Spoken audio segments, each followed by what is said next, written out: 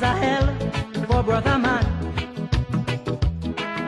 In every nation in the Caribbean,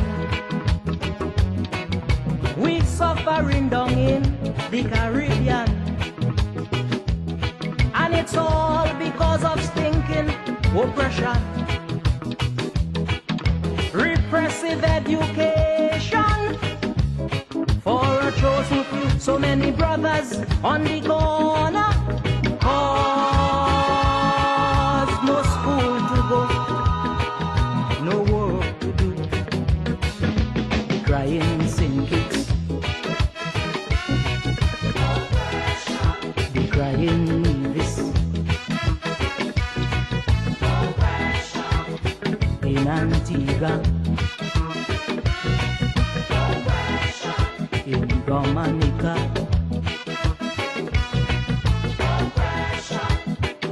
oppressors, leave we alone. Oppressors, come off the bone. Share the live, share the live.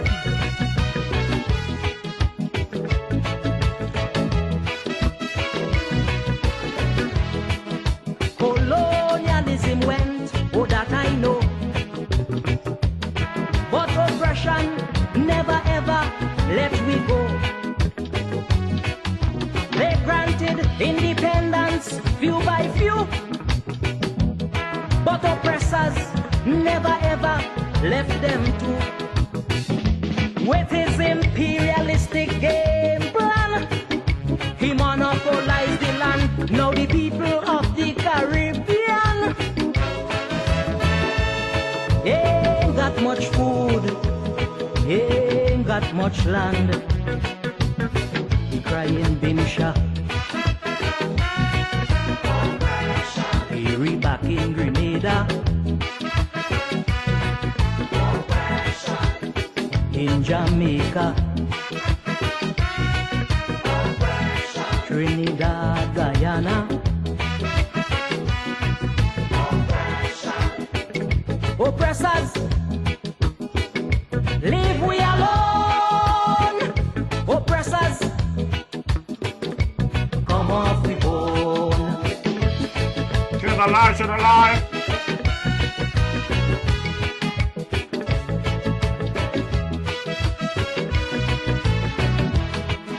The thing that hurt me most about oppression is the involvement of we politicians. You both, brother, to help fight oppression. Brother, get in there and join the bandwagon. You oppose the ruling party, you become an enemy, and you could swear to Jah Almighty.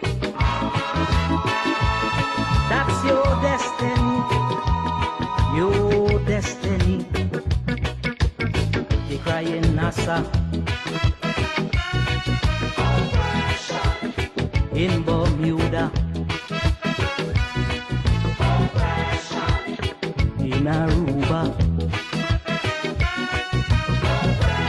Martinique, St. Lucia. Oppressors, leave we alone. Oppressors, come off the bone. Oppressors, leave we alone. Oppressors, come off the bone. Oppressors, leave we alone. Oppressors, come off we bone. Leave we alone.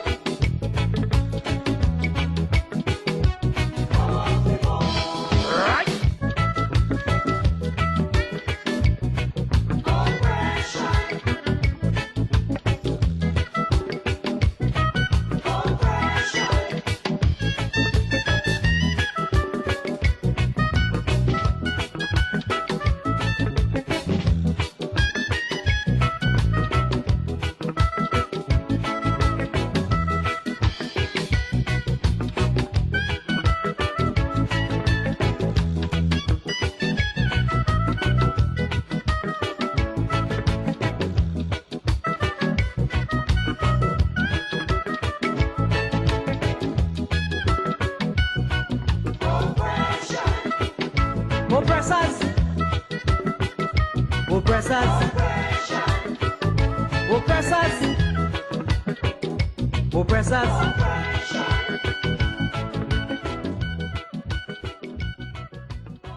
Sounds of the man Beckett there with the song Oppression. A lot of that is taking place in our beloved Federation there, more so our sister island, Queen City Nevis. It's all about the oppression by those politicians misleading our citizens there. But in due time, I know they will wake up. I'm DJ Morrishaw, and I'm coming to you live and direct from the Gaza here in the Boogie Down Bronx. It's been a lovely day on the outside, not as warm as the previous days, but you know, warm enough. As I celebrate my birthday today, the 15th February 2023, I was awoken this morning with a lovely message. And that message was coming from the Honorable Cleone Stapleton, Stapleton, however you want to call her name. But it was good to hear that news that she have decided to done with the hemorrhage and go independent. She should have been gone a long time ago. She stopped short of saying resign, but she don't need to resign because who I'm concerned is she's done with, politically and otherwise. And we're gonna get into all of those conversations this afternoon because there's a lot of hype out there about what NRP did not do and what Janice didn't do and all this kind of stuff. But people, I think we all know that there is wrong and there is right. Right here in the Boogie Down Bronx, we know that there are traffic rules. You don't park by a fire hydrant. You park there for a quick minute, though the car might fit in the space, you stand a chance of getting a ticket. Doesn't mean that you are correct to park there because the space is there. Most of us are head of households, and we know what it's like. You have to follow the rules of the home. So as I listened to Miss Cleone Stapleton Simmons rattle on this morning, I mean, it did not make sense to me. And some people are trying to give her legs, trying to give some support, to give the impression that there was something to negotiate. Even my brother there, Brother Ike, he shared a birthday with me today. Happy birthday, Brother Ike. I would not say I'm disappointed in you because everybody have their opinion and how they diagnose things and stuff like that. But in this regard, Brother Ike, there is nothing to negotiate. There's a process, there's a political party. Ms. Cleone Stapleton Simmons does not have the right to select which part of the Constitution she's going to nitpick and which part she's going to throw out of the window. As we play some clips this evening, you guys will get a better understanding of what I'm speaking about. Because in one of Ms. Simmons' clip, she's speaking about the illegality of the NRP executive and they don't have a right to vote. But 2 minutes later, if not a little more or less, she's saying that she asks for the matter to be addressed by the same executive that she said was illegal. So the lady is confused. There might be some mental issues there, I do not know. Like I said, I don't know the lady enough to speak about her, but I only can speak about what has been transpiring publicly over the last couple of weeks with this matter, since December 12th. So we could say a couple of months. I also want to say this evening, I know that the good gentleman, the Honorable Dr. Denzel Douglas, Foreign Minister, had promised to be here to chat with us this evening. I understand he's in the Bahamas on a delegation with the Prime Minister. I am not sure if he will be joining us from the Bahamas or not. So let me put that out there up front, that if he joins us, I'll be happy to bring him online. If he don't, we will just have to reschedule. Apparently, when he made the arrangement, he did not know of this other engagement. So we'll leave it at that for now. I just want to put it out there that just in the event that the good gentleman is not online this evening, is nothing wrong with him or there is no big issue. We will follow up with him also, the AG, at the appropriate time. We have more than enough to talk about this evening, more than enough to have a conversation. And I welcome everyone's engagement. As usual, we ask for you to be respectful to the art form, respectful to the chat. Say what you mean, straight, but just respect each other. If you want to cuss the DJ, that's cool. The DJ understand that on this platform, everybody not going to agree with him, but I try to give the facts and only the facts. And if somewhere along the line I present something that might not be so, feel free to pull me up and show me where I have to change it. I have said for years since I've been here, over 2 years now I've been here, that when I make a statement or when I give a view, prove me wrong. I'm a big man, I'll apologize, I have no problem with that. So before I get into the other song, I'm going to just hail up some folks, you know, because I know we got some folks online early from all across the globe. We got folks from Canada, England, Miami, around the world, St. Kitts Nevis. So let me just say a special good evening to folks like Caitlin DeGuaya, how you doing? I think you're someplace in the Toronto area. Everything good? Good evening, Adeline Morgan. Hazel Claxton, how you doing? Joanne, I think you're someplace in the Virgin Islands. Good evening, how you doing? Sandra Merritt. My mascot there, Dorothy Allen, you're up front and center early. How are you doing? Everything good? Jeff Pemberton, good evening, my brother. Brother Eustace Hendrickson, how are you doing? How is the Houston area? Everything good? Evan Jeffers, welcome to the ride. Everything good? My boy, the brother Ike, the man Curtis Cook, the brother Monarch, Austin Williams, Ambassador Creeley, Julian Pemberton, Sister Gwyneth Morrishaw, how are you doing? Good evening. Beverly Morrishaw, good evening. How are you doing? My baby girl there, how are you doing? It was nice seeing you yesterday. Good evening. Sheila Barrett, how are you doing? Hope all is well with you. My son there, Jeffroy Jr. over there in the LA area. Good evening, sir. How are you doing? How is Jazette, my sister? Esther Hutchinson there in the Tortola area and Mokish. It was nice speaking to you earlier. The Eustace James, the man Freddie Williams, King Freddie, how are you doing? The Glenn Green, the man Lord Kent, the man K.O., the Bing Charles there, the man there, Vic Webster and crew, you know, Livingston Brown, good evening. The man X-Man there in the Virgin Islands, Brother Hicks there in the VI as well. And I heard there has been some criminal activities taking place in the Federation, and I give condolences to those family and to the people of St. Kitts Nevis in this regard. I wish I knew what is causing these violent activities in the Federation and where I can help to try and minimize that. But I realize that some people are glad to jump on social media and make it a political thing. And I'm pretty sure that neither the Prime Minister or any of the ministers of cabinet has given these folks weapons to go out there and kill our young people, our young ladies and stuff like that. And it's really a shame that we are going down this road, but we shall overcome one day. We shall overcome all of this good stuff. But in the meantime and between time, let me drop this track here by my brother there, the man, King Shortshirt. The Fire After, because there's going to be a lot of firing this evening. I want to big up my sister there, Sister Cicely Brown. How are you doing, Pastor Brown and the Brown family? Everything good? Sister Judy Cornelius, Marna Davis, Sister Rosita Pontin and crew. Everybody good? The King Shortshirt, The Fire After, because there's going to be a lot of firing from today onwards. The man, the big JL, Honorable there, H.E., Her Majesty. Governor Gigi, Sister Marcella, how are you doing? Everything good? Hope that all is well with you there and the folks. Ruby Walters, good evening. The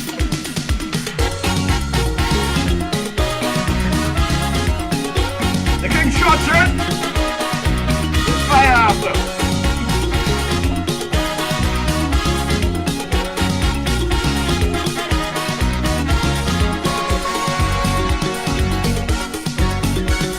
A man who is a liar, a man who go and steal, just because he's hungry and to give his children meal. We can understand his kind, we can also forgive his crime.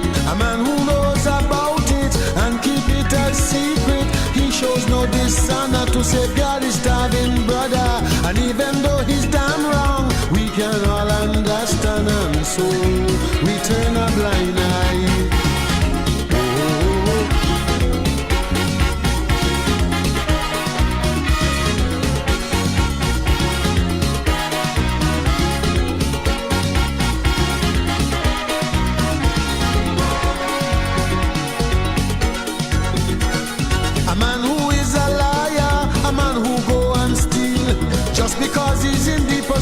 do what the hell he please. We can just turn our heads away. We must stand up and make him pay. And all those who surround him, trying to protect him, they are just as guilty and must suffer the penalty. We can't let them walk away, and the truth we told, let God forgive. But their heads go roll. The fire coming after. Don't you see them smoking? Don't worry, let them go ahead and prosper. Because this smoke, it will not last forever. Man, it's blowing in the wind, and when it blows away, watch it, fire.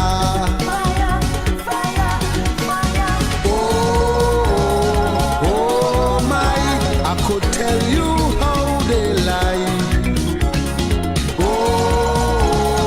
Oh my, they will swear and hope to die. Why they dig out your lie? Yeah, man. Get alive, get alive. Brother Alvin Brown, how you doing? Good evening. Good morning, brother. You, my brother. Big shot, sir.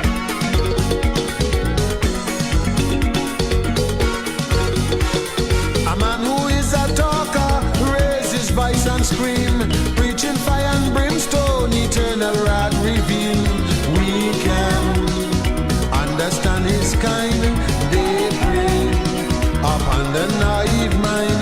Look to gain salvation, this is their solution. Go keep the commandments, wash and clean your garments, strip away your envy and send them all your money so they can live like Jimmy.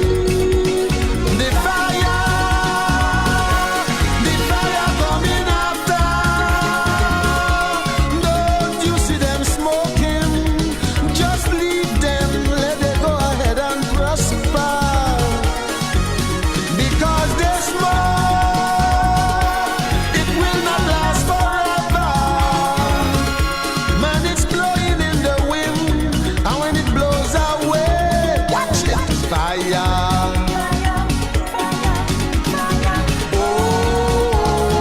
Oh my, I could tell you how they lie. Oh my, and so they love to cry while they dig out your eye.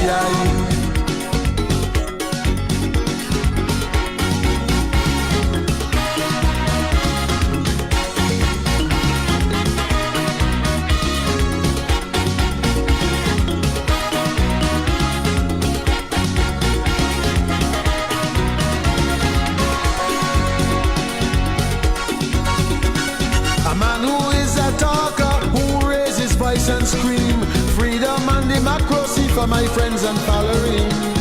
We must stop and think a while. We must not be fooled by smiles and lies. Those whose work are evil, children of the devil, they will stop at nothing to spread and sell their doctrine. They're lying and they're cheating, I just they call a show in no joke. Look out for the smoke. I said the fire coming after. Don't you see them smoking? Just leave them, let them go ahead and prosper. Because they're evil, it will not last forever. Man, it's blowing in the wind, and when it blows away, watch it, it's fire.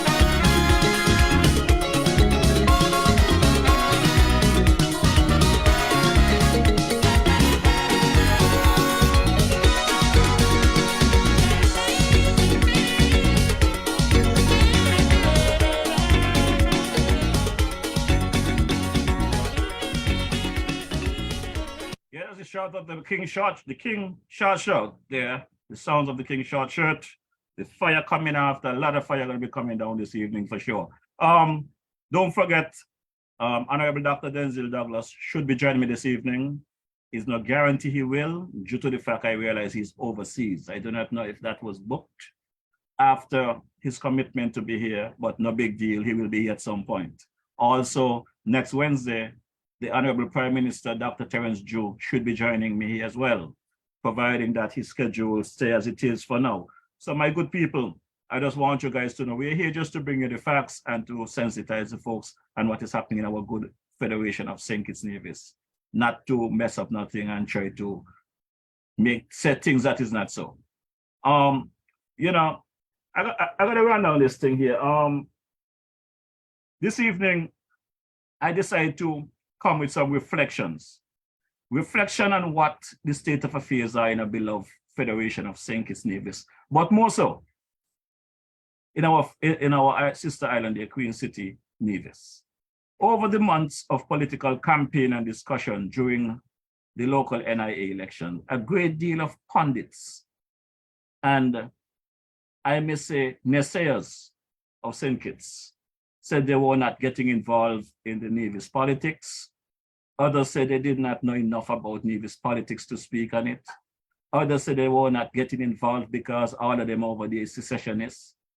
But what is amazing is that a great deal of those same individuals have come alive over the past couple of weeks, speaking openly on the political situation as it affects the ongoing situation with the NRP leadership and whatever is taking place here with Sister Cleone Stapleton.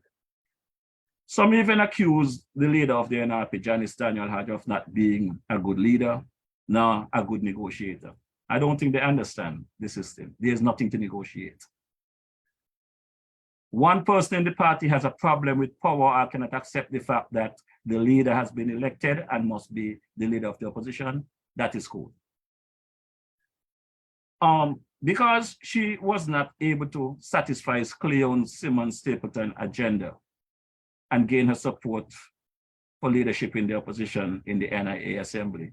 The Grounding Crew and Freedom FM 106.5 last week and over the last couple of weeks lamented a few times about Janice and her leadership. I have heard my good friend here, Brother Sam Kanda, who had nothing to say. He don't know enough about Nevis politics, but of late he have a lot to say.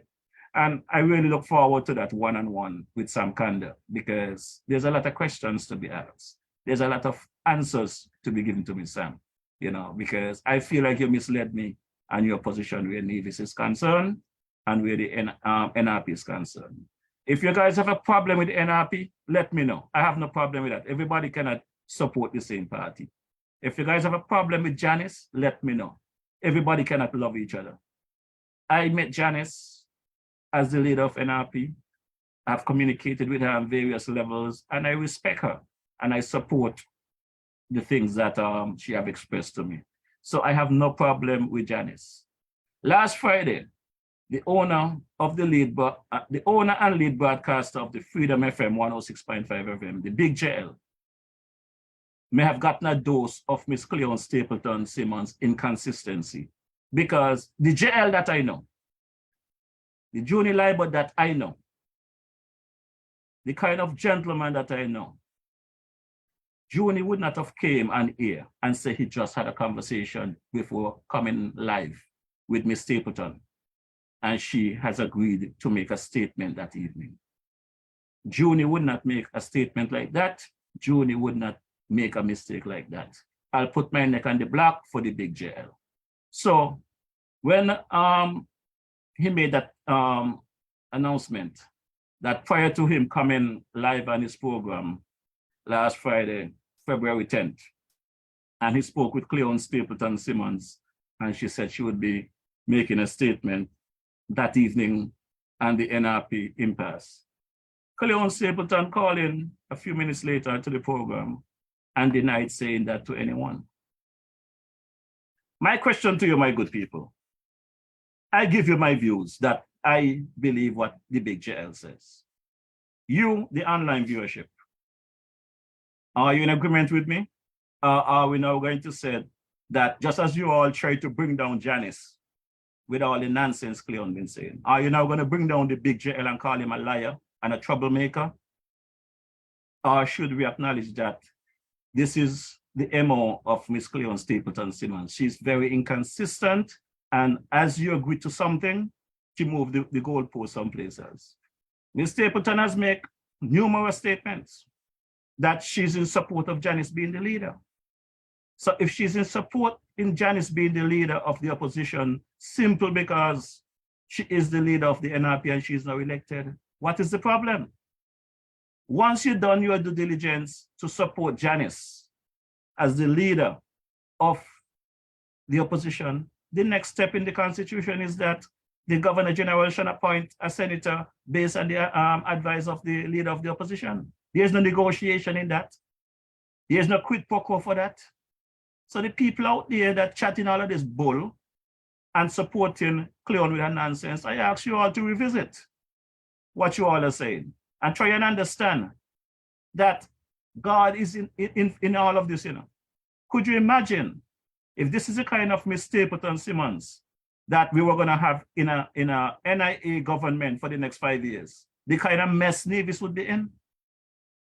So God knew what he did when he allowed the markup fella and his team to have these irregularities and have us where we are right now, so that we can fix the problem before the NRP get into government. So bye-bye, Sister Cleone. Thanks for going independent, because it seems as though Janice was too nice of a person to kick you out when she should have done a long time ago. You should have been kicked out prior to the federal election when you start acting up. You should have been kicked out before the local election came around, because I knew what you were doing, Cleone. I knew what you were doing. And for people who act like they did not know, then something is wrong with them. So Sister Janice Daniel Hodge was not given the opportunity by you to become the leader of the opposition because of your selfish ways and what you're doing. You know, my little baby girl is only 5 years old. And when I speak into baby girl, she would look at me in my face and tell me, "Are you kidding me, Daddy?" So maybe I should, in my baby girl voice, ask you, Cleone, are you kidding me? Because this 5-year-old can rationalize things better than you with all the back and forth and this way that you're carrying on with. We have the clips them here, I'm going to play them. So this is not Morrishaw saying it. These are your own words. This is in your words, Sister Cleone Stapleton Simmons. And for those people out there that trying to give you a leg and give you life in all of this nonsense that you're talking about negotiation, I would ask them to go back to their learning, go back to their teaching. And some of them might not have kids.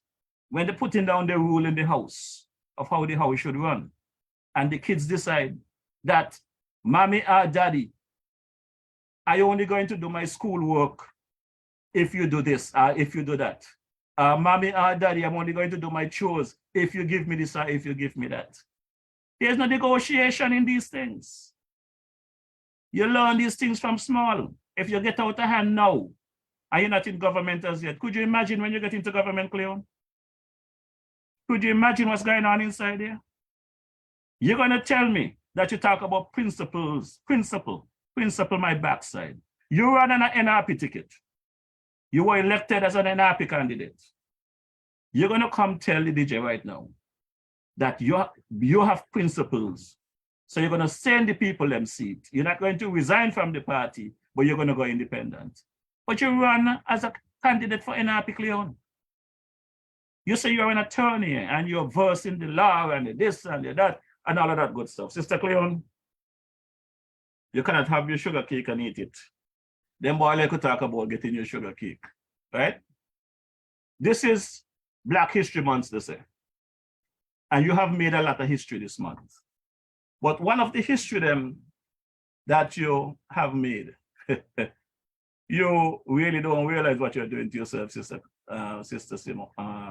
Simmons. Because had you just wait a bit, Janice is about my age, a little older than me. She would not be in there for too long. You could have been the person that will pick up from Janice and put the NRP in good standing and move on. But you're impatient and you're people that is pushing you to do the nonsense that you did. Look at where you are. Your political career is basically over. We are concerned. It doesn't matter the situation.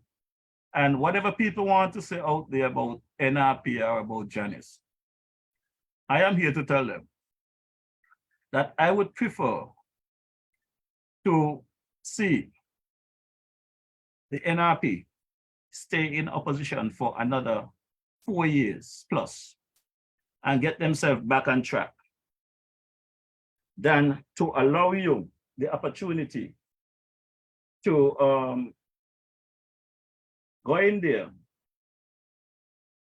and to allow you to go in there and create havoc. I am quite happy, very much so, quite happy that what transpired, you took the decision to, I'm quite happy that you took the decision to so you're going to go independent. There's no room for independency right now in St. Kitts and Nevis politics. So I wish you good luck with that. You might be one of the history makers that you're able to get something work for you in the independent scene. But there's some independent jackass out there now. There's a whole bunch of independent jackass out there in St. Kitts Nevis. And I hope you don't become one of those independent jacks. You understand? So I want you to remind you something tonight, Cleone. I'm here looking for my clips, and I'm going to take you back to a few weeks ago where you said you are in support of Janice being the leader of the opposition. And this is on a regional platform, media platform, you went and did this. And you keep moving the goalposts. That's why I want to know if my brother EK didn't realize that you moved the goalposts on the big jail last week. You understand? So this is your sister Cleone and the narrative just a few weeks ago, where nothing was wrong, just some minor stuff that you was going to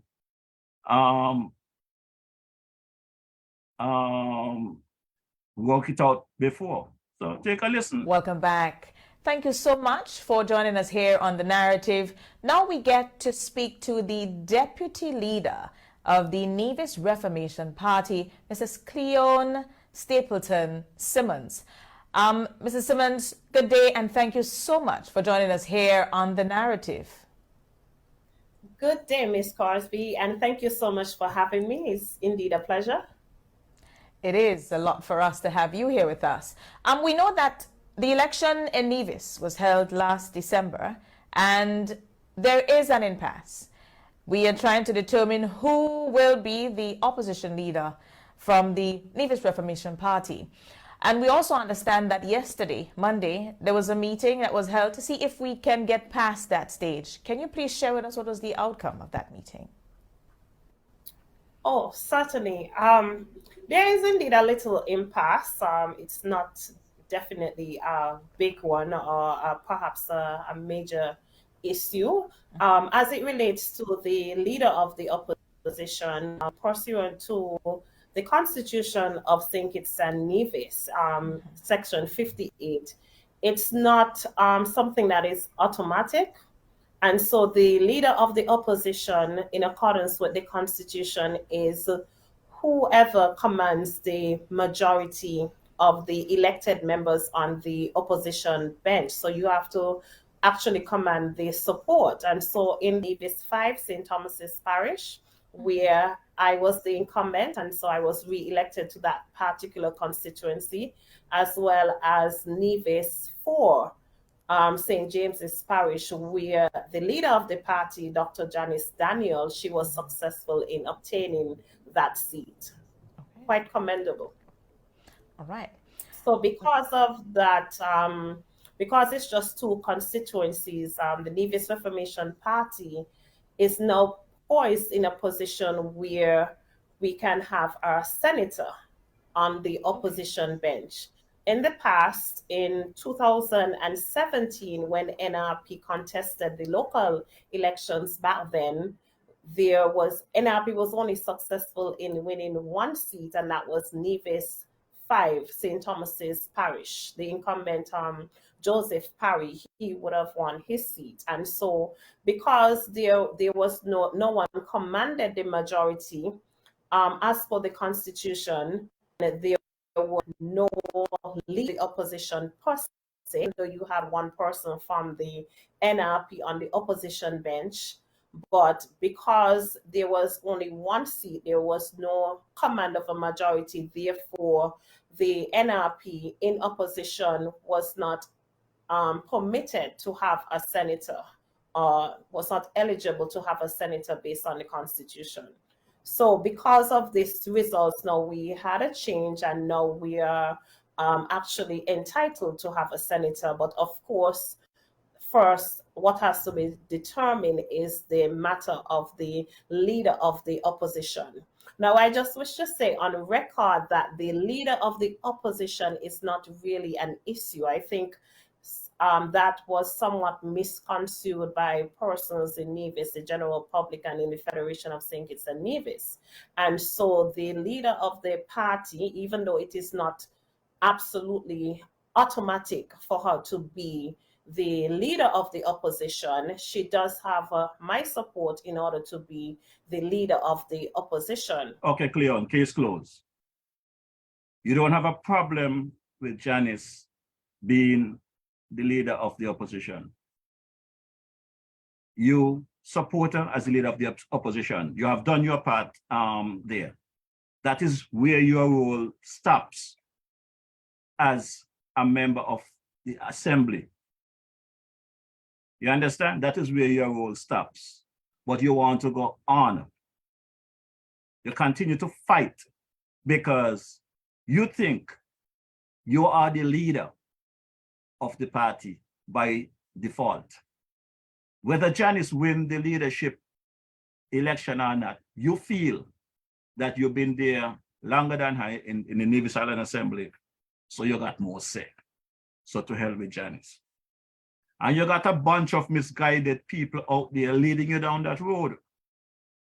I happen to hear a couple of your supporters saying, oh, well, I must say the markup fellow stated that you have been coming to him for advice. Some of your people are saying that you only went to him twice. Well, once is too much. Why would you be going to your opposition that is fighting you? That is the government in question that paid all those millions to put someone to run against you for advice. Why are you going to your enemy who is trying to put you underground for advice when you have your leader of your party and you have your executive to talk to? That is how things is done. And I want the people like my good friend Sam Kander and EK and whoever else that doesn't understand that to think about it. This is not about Cleone and Janice. This is about the people of Nevis. This is about a party that have a structure that went on a mission to try and gain the confidence of the people of Nevis, to try and change what is happening there. Cleone cannot come on her own and decide, well, no, now that I finish and I win my seat under the NRP, I have to do this and I have to do that. No, it's not a I thing. It is the people thing, right? So that is Cleone telling us via a regional broadcast that she have no problem supporting Janice in this situation. I'm not going to play the clips in order because I'm trying to bring some solace to the conversation that I heard today by my boy there, my brother EK. So I want to jump straight to the big JL statement last week. Let me see if I can find that. Because I was so hurt for Junie. Because Junie is not like me, you know. Like them Jamaican would say. I would have done Cleone right there and tell a girl you're lying. You and I just spoke. And you say you're going to come later with a broadcast. Why are you so dangerous? I would have told her that. But the big JL is not DJ. You understand? The big JL will just ask her. So you didn't tell nobody you're going to do a broadcast later. And she said no, she was lying. And if you all don't believe me, check whether JL, catch him on the street. Or call him Friday, call him grounding Friday. And ask the JL. If he was lying or Cleone was lying, put him on the spot. Because of the big JL, he don't like to ruffle feathers for whatever reason. Right? But these things have to be vented and let people know the facts. Because all who out there today chatting the nonsense about, well, I did not know this about NRP violating their own constitution, and I did not know that, is a bunch of propaganda and bull. The girl spewing, just like the markup fella who advised her to do stuff. They just set things and hope that it stick. And you are going to use your own common sense. So I kind of say to you, listen to this clip, and you tell me if the big jail would have said these things if it's not so. Yeah. But I think the Honorable Cleone Simmons, her broadcast, I spoke with her prior to coming on the air. Yes. And she was saying that somewhere around 8 o'clock, not 6 o'clock. Not 6. Around 8. And we're carrying it live. We're carrying it live here at Freedom FM. Okay. 8. It's supposed to be 8 o'clock. 8 o'clock is what she had told me. I don't know if she has upgraded it to 6 o'clock now. But whenever time it's coming on. When is prime time in St. Kitts and Nevis? No. This is prime time. I hear you. I hear you. I hear you. Yeah. When is the next prime time in St. Kitts and Nevis? 6, 7, right? 6 o'clock. Why 8? Why? Well, we don't know. 8 is movies time. There's a football game in the park. But I think that 8 o'clock will become a prime time if she's going to make a broadcast. So are you guys going to tell me that the big JL, a seasoned broadcaster, in my view, a very respectable gentleman and don't have any reason to lie about these things? Are you telling me that the big JL went on here last Friday to lie to the people, to lie to the world, to lie to the country, to tell them what? Cleone have decided to come live that evening. What will Junie benefit out of that?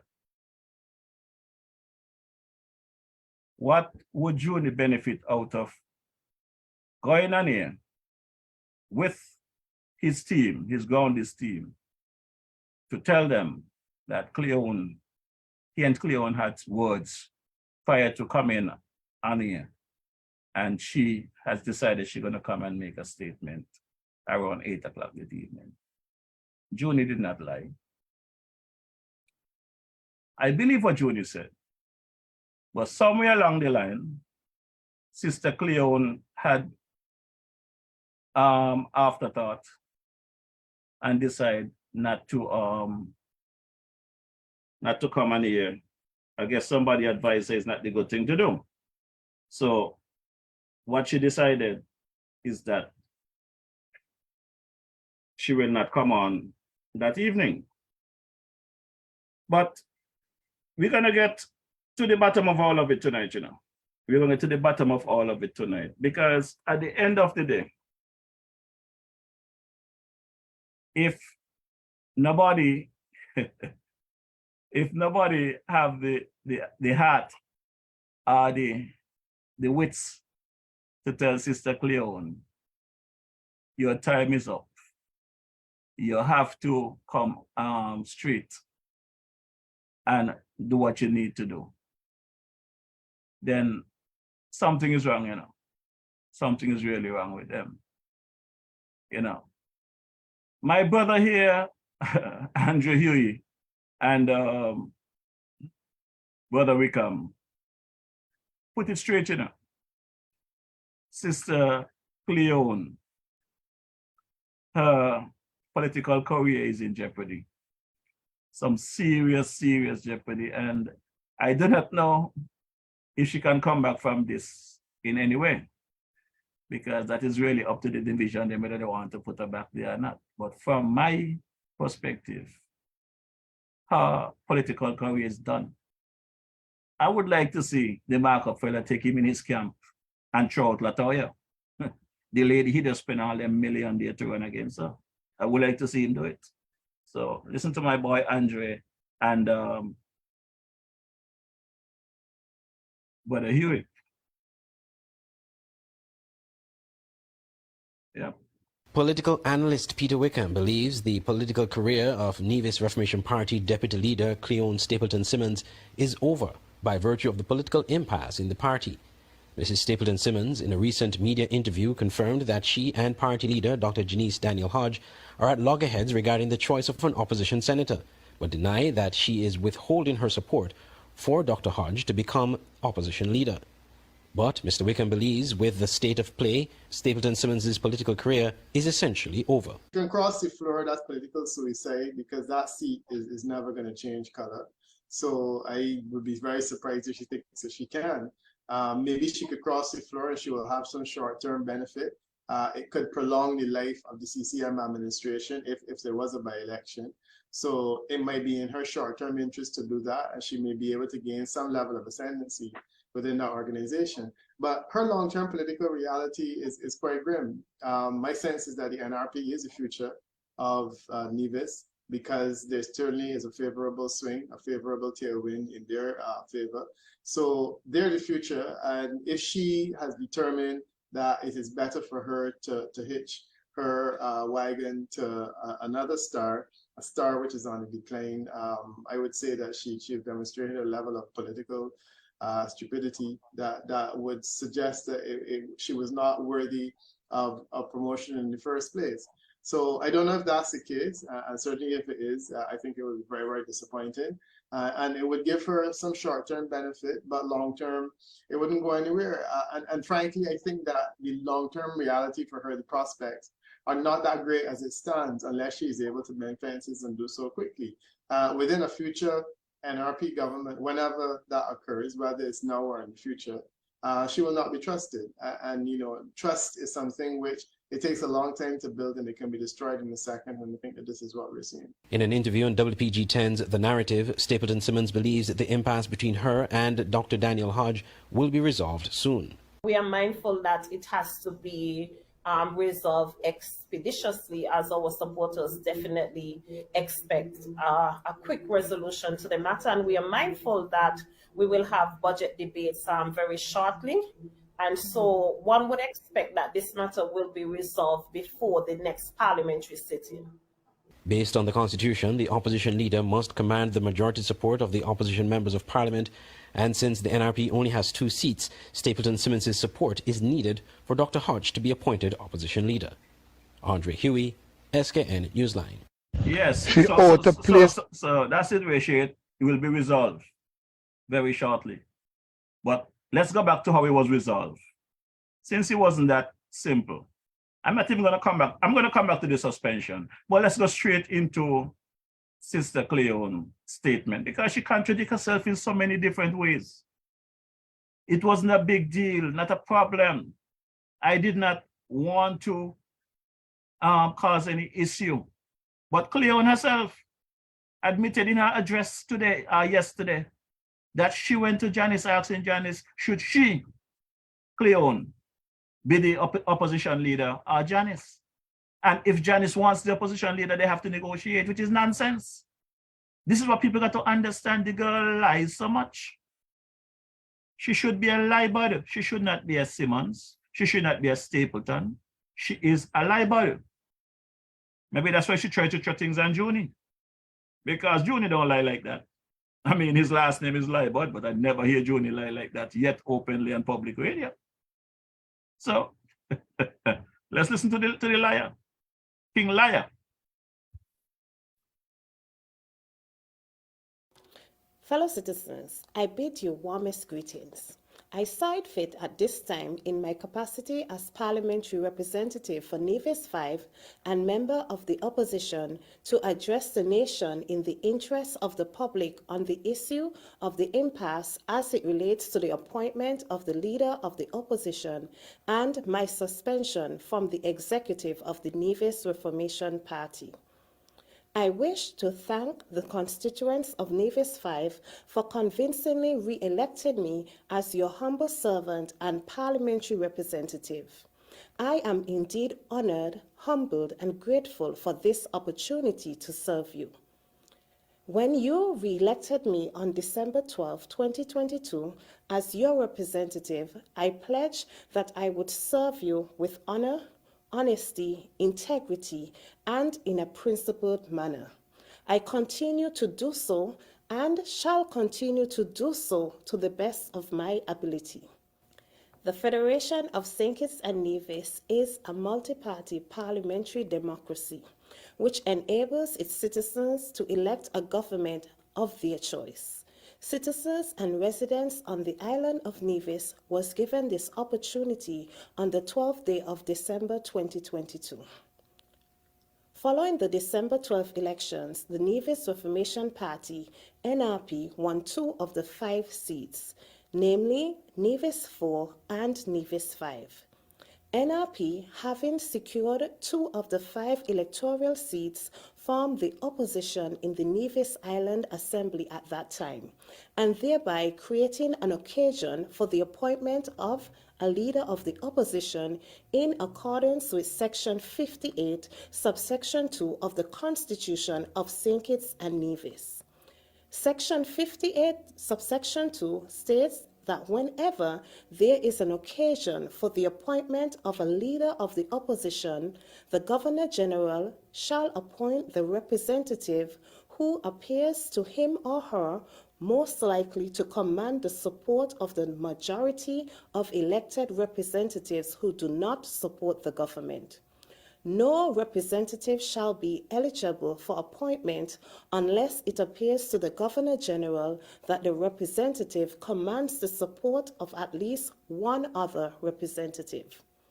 To put this in simple terms, there are 2 members who comprise of the opposition, and one cannot be appointed as leader of the opposition without the support of the other. At all material times, I have indicated that I fully support Honorable Dr. Janice Daniel Hodge to be the leader of the opposition. However, I did request that I would like to have a say in selecting the nominated member. I remain resolute that this was not a difficult proposal. Some may argue that the leader of the opposition has the right to nominate a senator. However, the member first has to be appointed as leader of the opposition. This, my dear citizens, is not an absolute right nor entitlement. It requires collaboration, consensus, and compromise. It is a give and take situation. As the elected member for Nevis 5, I am of the firm view that I must always have a voice on behalf of the people who elected me to represent them, and that voice should never be muzzled nor muted in any way. A decision so important as choosing a senator requires a democratic process. Although the St. Kitts and Nevis Constitution gives the leader of the opposition the right to nominate a senator, I am certain that the authors of same did not intend a unilateral approach to the said appointment. I am certain that they must have envisioned a holistic and inclusive approach. After all, St. Kitts and Nevis is a democratic country. I could not, in good conscience, support Honorable Dr. Janice Daniel Hodge to be the leader of the opposition before the first sitting of Parliament on January 19, 2023, because of the approach and the stance that she took in relation to the nominated member. Permit me a few minutes to explain the chronological order of events that led to the impasse and events thereafter. Young lady, you I lie bad. promise to be brief. You lie bad. On December 14, 2022, 2 days after the local election, I reached out to Honorable Dr. Janice Daniel Hodge to arrange a meeting to discuss the leader of the opposition and the nominated member. We met that same evening. I indicated to the Honorable Dr. Janice Daniel Hodge that if she was so inclined to permit me to be the leader of the opposition, as I was in the parliament for almost 3 years, or... Okay, Cleone, we get you now there. You said you had no problem supporting Janice as the leader of the opposition, because she is the leader of the party and she is now elected. But you are telling us here in your statement, you know, this is your words, that you reach out to Janice and asking her, would she permit you to be the leader of the opposition? Since you've been there for the previous 3 years. When now you open all your mouth with all your lies them. Let me apologize to the big JL. I'm not going to give you a last name of Liebad. I'm going to give you the last name of Liebad. You're Liebad. You're simple lie bad. Because you don't have no memory. That's why liars have no memory, and it's true. You are really being coached by the markup fella. Because he don't remember he lies them either. You went on the narrative, a regional media house, and made the statement that from the onset, there was no issue with you supporting Janice. You support her as the leader. But you're come telling us now that the original conversation you had with her, you asked her if she would support you to be the leader of the opposition since you've been there previous to. You're out of place. You're damn forward. You're out of line. And you should have been whipped back in line before. But I understand Janice and the makeup that she is. She didn't want to make it a public thing. She tried to work with you. She tried to work with you for the interests of the party and for the people of Nevis. That's why it's dragged out for this long, you know. Janice ain't an easy walkover. People talking about Janice should have this, Janice should have that. Janice did everything she could to resolve this matter, but you could not get it through your thick skull. Whatever you carry on your head, it could not penetrate your skull to tell you that once you do your due diligence, and support Janice as the leader of the opposition, which you should have rightfully do, and it done, you leave the rest to her. She will take care of whatever. If she needs your input and a senator, you will be invited to that conversation. You don't have that right, Cleone. And this is why you commit political suicide with the nonsense that you did. Who out there want to talk nonsense is up to them. I am not here taking sides with nobody. I'm dealing with the matters the way that I should. Straight down the middle. If you was the leader of the opposition, leader of the NRP Cleone, and Janice pulled this bull, I'll be hitting at the same tongue lashing. So let's continue with your bull. If she was inclined to be the leader of the opposition, that I will fully support her, provided that we agreed that I will choose the senator, of course, with guidance from herself and the party. Now hear this. Hear this nonsense. This lady always referring to the St. Kitts Nevis Constitution, that the leader of this opposition needs the support of her to become leader of the opposition. The same constitution states that the Governor General shall appoint a senator based on the advice and the leader of the opposition. But this same lady, at her convenience, is now forgetting about the St. Kitts Nevis Constitution. But she, as a deputy leader of NRP, who is sitting in Parliament, in the Nevis Assembly, Janice must now give up her rights to name a senator, and she must have the rights to name a senator. What kind of bull are you telling me, Nevis? What kind of cattle nonsense dung are you telling me, Nevis? And my good friend Ike and these guys want to entertain this kind of conversation? Come on, my people. Come on, my people. You know? What kind of discussion, what kind of negotiation are you talking about? Come on, people, get back to your senses. Let's continue with that nonsense rambling on. On December 28, 2022, during a telephone conversation, Dr. Daniel Hodge stated that she saw no reason why she, as the leader of the party, should not be the leader of the opposition. I informed her that the matter was not in dispute, as I had already given the undertaking that I would support her to be the leader of the opposition as early as December 14, 2022. So Cleone, Miss Simmons, Miss Stapleton, Miss Libad, if you had already given Janice, the leader of the NRP, the support that she will be the leader of the opposition on the 14th of December, that's 2 days after the election, why we have all of this drama over the past couple of weeks? Why you and your team out there doing all the nonsense you're all doing? Destroying the opportunity that NRP had to end up in government.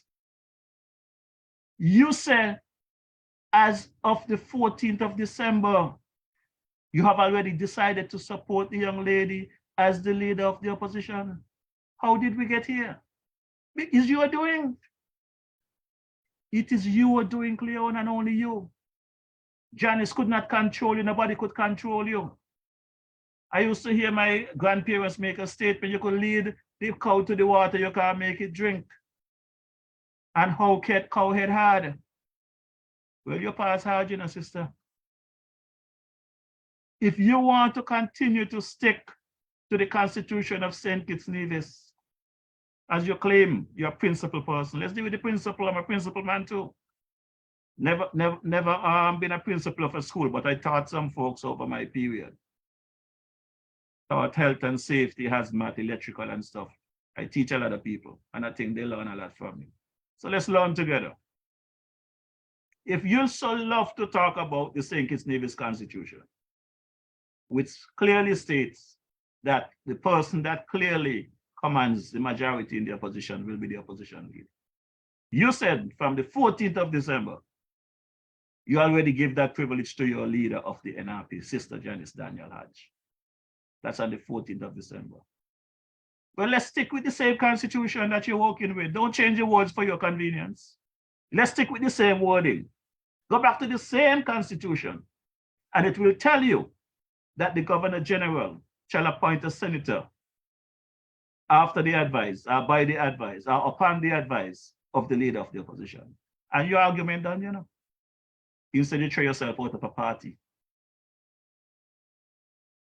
Remember, you know, the farmer hag used the other two partners, you know, the CCM led by the markup fella and the People's Action Movement led by Sean Richard.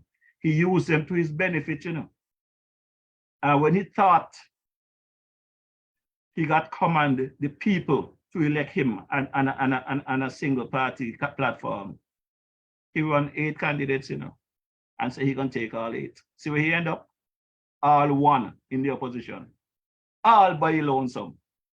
He's trying to make up with Mark and the markup fella and Sean now to get a little thing going, because the markup fella not even functioning as the opposition leader in parliament. Is Sean functioning in that regard? So, Sister Cleone, you do it to yourself. The damage was done to yourself because of your overbearing ambition. No respect, no love.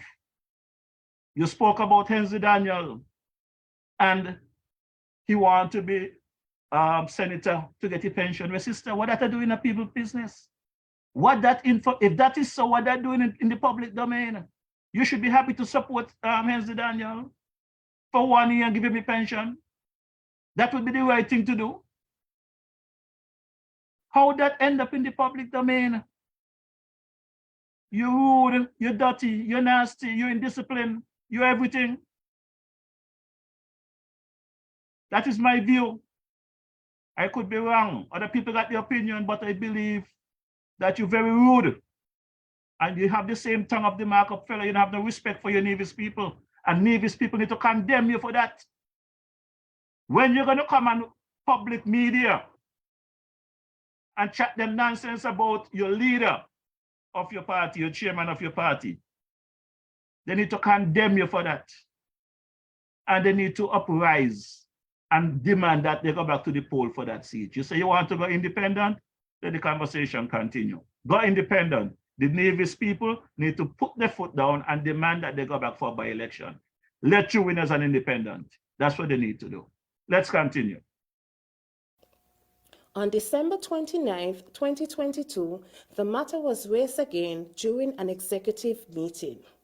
I reiterated several times during the meeting that I was willing to support Dr. Janice Daniel Hodge as the leader of the opposition, provided that I was able to choose the senator, and of course, with input and guidance from the party. It was clear to me that the members of the executive either did not understand my proposal or were already round-robin on the matter, as the members were adamant that the party leader should be the leader of the opposition.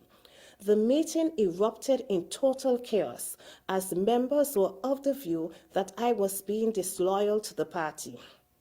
I was accused in the most insulting and inhumane manner of being a traitor and trying to destroy the party. The negative energy in the meeting could not have been a natural consequence of a suggestion made by myself as the deputy leader of the party, which in the circumstances was not unreasonable. The negative energy appeared to mirror the years of resentment towards me by some members of the executive, stemming from the leadership battle in 2020 between Honorable Daniel Hodge and myself. Of course, leading the charge was Mr. Kelvin Daly, the chairman of the St. Paul's constituency group, who by now all could confidently conclude that he is not a fan of myself. I can go further and state openly that from inception of my political career, I was disliked by Kelvin Daly for reasons unknown to me. Despite my protest to the chairman, Mr. Henry Daniel, not to put the matter of the leader of the opposition to a vote because the decision to support Honorable Dr. Daniel Hodge could only be made by myself as the other elected member of the opposition, and it was not necessary to do so as the matter was not in dispute.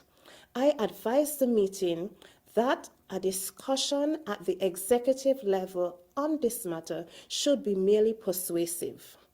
The chairman nevertheless ignored my requests and proceeded to allow members of the executive to vote on the matter. It became clear to me that this was a well-orchestrated plan designed by some members of the executive.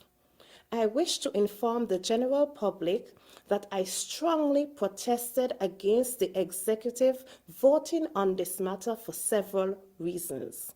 Firstly, I was concerned that any future reliance on the executive decision of December 29, 2022 to coerce me to support Honorable Dr. Janice Daniel Hodge could be deemed as an infringement of my constitutional right under Section 58(2) of the St. Kitts and Nevis Constitution, which afforded me the discretion to offer my support to the other elected member to be the leader of the opposition. Secondly, I was fully aware that no decision of the executive nor the NRP's constitution can bind me as a member in parliament in circumstances where I was exercising my parliamentary duty or function in accordance with Section 58 of the St. Kitts and Nevis Constitution. Further, I was mindful that the St. Kitts and Nevis Constitution is the supreme law of the land, and any law or rule that is inconsistent or contradicts the Constitution is void to the extent of the inconsistency. Now, Cleone, you understand that the St. Kitts Nevis Constitution is the supreme law of the land. Fine.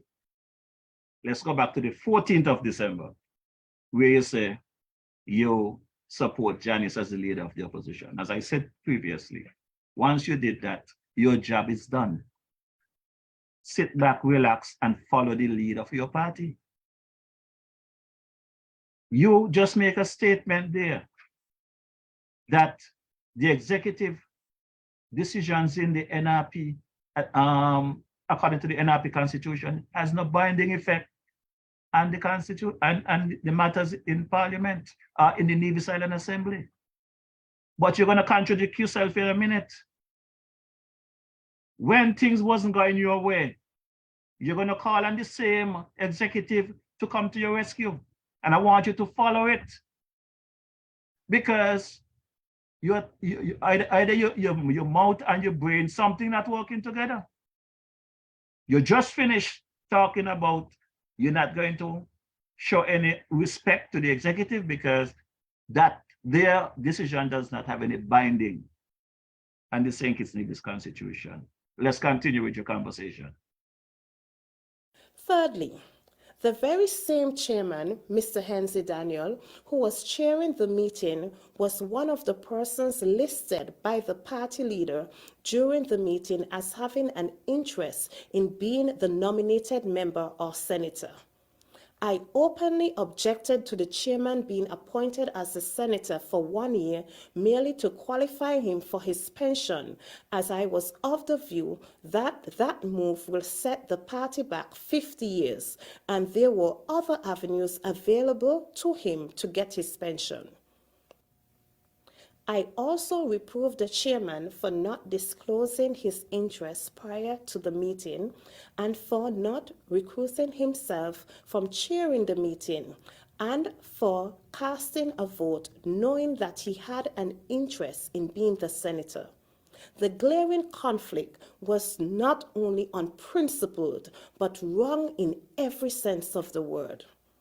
I was fully aware that the majority of members who voted to endorse Dr. Janice Daniel Hodge as leader of the opposition were unfinancial members of the party and therefore were ineligible to vote during the said meeting, thereby breaching Article 5A of the NRP's constitution.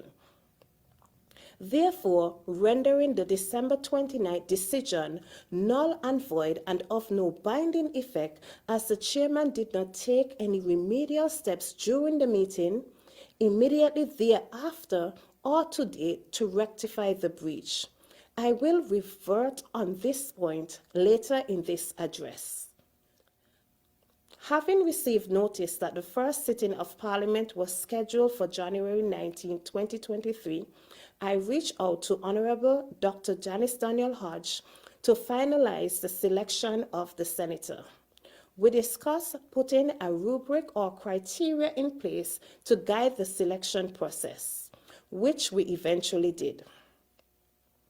At that time, she also sent me the final list of names that were suggested for the senator, and I observed that an additional name was added to the original 9 names which were disclosed during the December 29th meeting of the executive. We met on Friday, 13th January 2023 to discuss the matter. And at that time, we had narrowed the list down to 2 persons. I recommended Renaldon Bartlett. Most of you may know him as DJ X3. And Honorable Dr. Daniel Hodge recommended Miss Carlin Merchant. I had no objections to Miss Merchant, save and except that I was of the view that the nominated member should at the very least be a member of the party or be in some way a supporter of the party. I admitted to Honorable Dr. Daniel Hodge that I did not know Miss Merchant's political allegiance, as I have never seen her around the party, or at least within the past 2 years, nor during the 4 consecutive elections that NRP recently contested. On the other hand, I knew Mr. Renaldon Bartlett. and I knew him to be an avid supporter of the Nevis Reformation Party for many years. I was of the view that Mr. Bartlett was a good candidate for a senator, as he was a member of the St. Paul's constituency group, and he had shown an interest in being a candidate for Nevis 1. He had also served as the office administrator in the office of the opposition during Mr. Joseph Parry and myself time. I was also of the view that a young male in Parliament complementing the 2 elected females was a good image for the party to show gender balance and equality and diversification of talents. I am not interested in political power. I am for people empowerment, especially for ordinary citizens in this country and those who come from humble beginnings. I saw potential in this young man to be given the opportunity to serve his country and party by being appointed as a senator. We must, as leaders, always pave the way to create opportunities for the young people to become exposed and to develop, especially our young males. Despite the Honorable Dr. Daniel Hodge and I best efforts in trying to choose a senator, we simply could not agree for different reasons. I therefore suggested that the matter should be taken to the executive body for a wider discussion, as I was of the view that a more holistic approach was necessary. Okay, my good people. Did you all follow that? Just a few minutes back,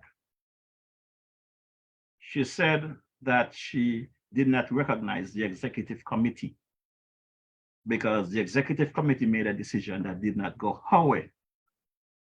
She had interests.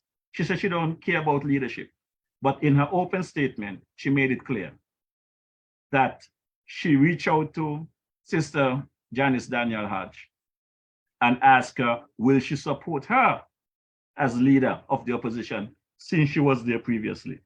That's where the problem starts, you know. Janice let her know that I am the leader of the party. I am now elected, so I will be the leader of the opposition.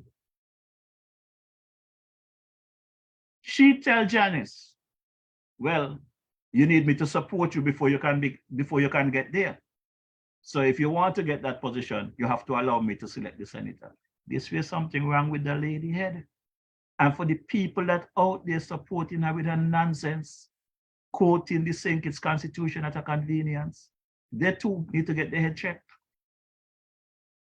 The lady just says she don't take no respect, does not support whatever the executive did. They're not financial, they're not this, they're not that. But all of a sudden, Janice and her met an impasse about the senator situation, and she asking now to go back to the same executive who she did not recognize a few minutes ago, to have a holistic conversation of who should be the senator. And even after the committee came down and decided of which senator, even that she objected to. The lady cannot be reined in, let her go. The only thing missing from her statement today is I resign. And I'm calling on the NRP to speed up, fast track the situation and get rid of her. Let her go. There's no return here for her in the NRP. If there's a return, then the NRP is done, where I am concerned. She needs to go. She needs to be gone. Let's continue listening to her nonsense. During the executive meeting of December 29th, I informed the meeting that if we were unable to decide on a senator within reasonable time, I would have to write to the Governor General, as I was obliged to inform him that I did not support the other elected member to be the leader of the opposition. Otherwise, he would naturally presume that the support is given or commanded. I wrote to the Governor General indicating same on January 17, 2023 at approximately 1:36 p.m. At 2 p.m. on that same day, I received a text message from Honorable Daniel Hodge indicating that I should call her urgently. Then I received another message at 3:35 p.m. from Honorable Daniel Hodge stating that she sent me a correspondence via email and I should sign it if I had no difficulty. I did not see the messages from Daniel Hodge until about 6 p.m. that same evening when I returned to my law office, as I was out of office and I did not get an opportunity to check my messages during the time I was out. I quickly checked my email and retrieved the letter from Daniel Hodge addressed to the Governor General stating that I support her. I think the as Honorable the Cleone member for number Simmons, 4 her to broadcast, the leader I spoke with her prior to. Now, you know, this lady, I really don't understand why she thinks she have the need to lie this much. But she says she's now an independent candidate. Let us stay there. She dig the hole for herself. But let's move on to my boy EK. Because today an issue, I know EK normally have a very vibrant, informative conversation. But I too, today I had to turn it off because I do not know if EK were drinking from last night, knowing that we're celebrating our birthday today. But there are some things EK were talking today that just went over my head. So with all the nonsense that Cleone talked there, if EK is telling me that all of that nonsense give him reason to believe that Sister Hodge should have cut a deal with Cleone, then EK, I want you to go and get another drink. I'm going to pay for it. Go down by Shango, EK. Go down by the ferry terminal, the last booth on your right-hand side before you go into the pier. That's my boy Shango, Miss St. Paul's partner. Go there by Shango and tell him that Morrishaw said to give you 2 drinks of your choice for your birthday. I'm going to send my boy Julian Pemberton and Luther Kelly to pay for them because Luther got 4 pension coming in down there and he getting honorarium. Right? So Luther will pick up the tab until I come down to repay him. So Ike, go by Shango, get a drink because somewhere along the line, your conversation was not on point today. So let's go through the EK broadcast for today. Very sad. EK, good afternoon. Good afternoon. I tend to disagree with your first caller. That is what usually happens. When I listen to Cleone Stapleton, I'm getting a different picture to what I was getting all the time. Yep. There are a lot of things that she spoke about where they breached their own contract. Yep. I mean, you had people who were not financial members voting on matters. What's that? I don't think she would lose, you know, when I said she, like the lady was saying that the party usually wins. But if people listen to that, those conversations, something isn't right. Like a guy said, or we usually say, it's more in the mortar than the pestle. She said certain things, and like she said, they wanted to put this guy because he wanted to get his pension. That's a reason to vote for a guy. Please, let's stop it. She has some very, very, very strong arguments, and if what she's saying is true, I would have taken the stance that she took. Right. I would have taken the stance she took. And the way they have operated, if what she is saying is true, sounds like a dictatorship. Okay. And we talk about democracy, and we want democracy. You have to start democracy right in your own party. And all the parties here are guilty of not doing that. Yep. It's one set of people say something, and it goes. Please, people, wake up and stop it. It's going to be disgusting. And I was upset with Cleone at first, but I'm telling a girl, hold your stand. Don't back down, because as far as I see, you have grounds, and go all the way. Go all the way. One lady came on and said that they didn't vote for her, they voted for NRP.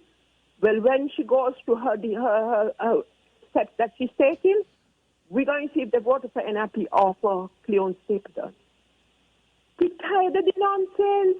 Yep. We want sensible leaders. We want people who are standing up for the right things. But this is why most of these governments end up the way that they end up. Because you have people doing this within their own party. What the hell you think they're going to do when they reach in government? They're going to operate the same way. The same way. And the guys that wanted to put, I have nothing against Henry Daniel. But Henry Daniel ran, and there was a court case, and they took him out.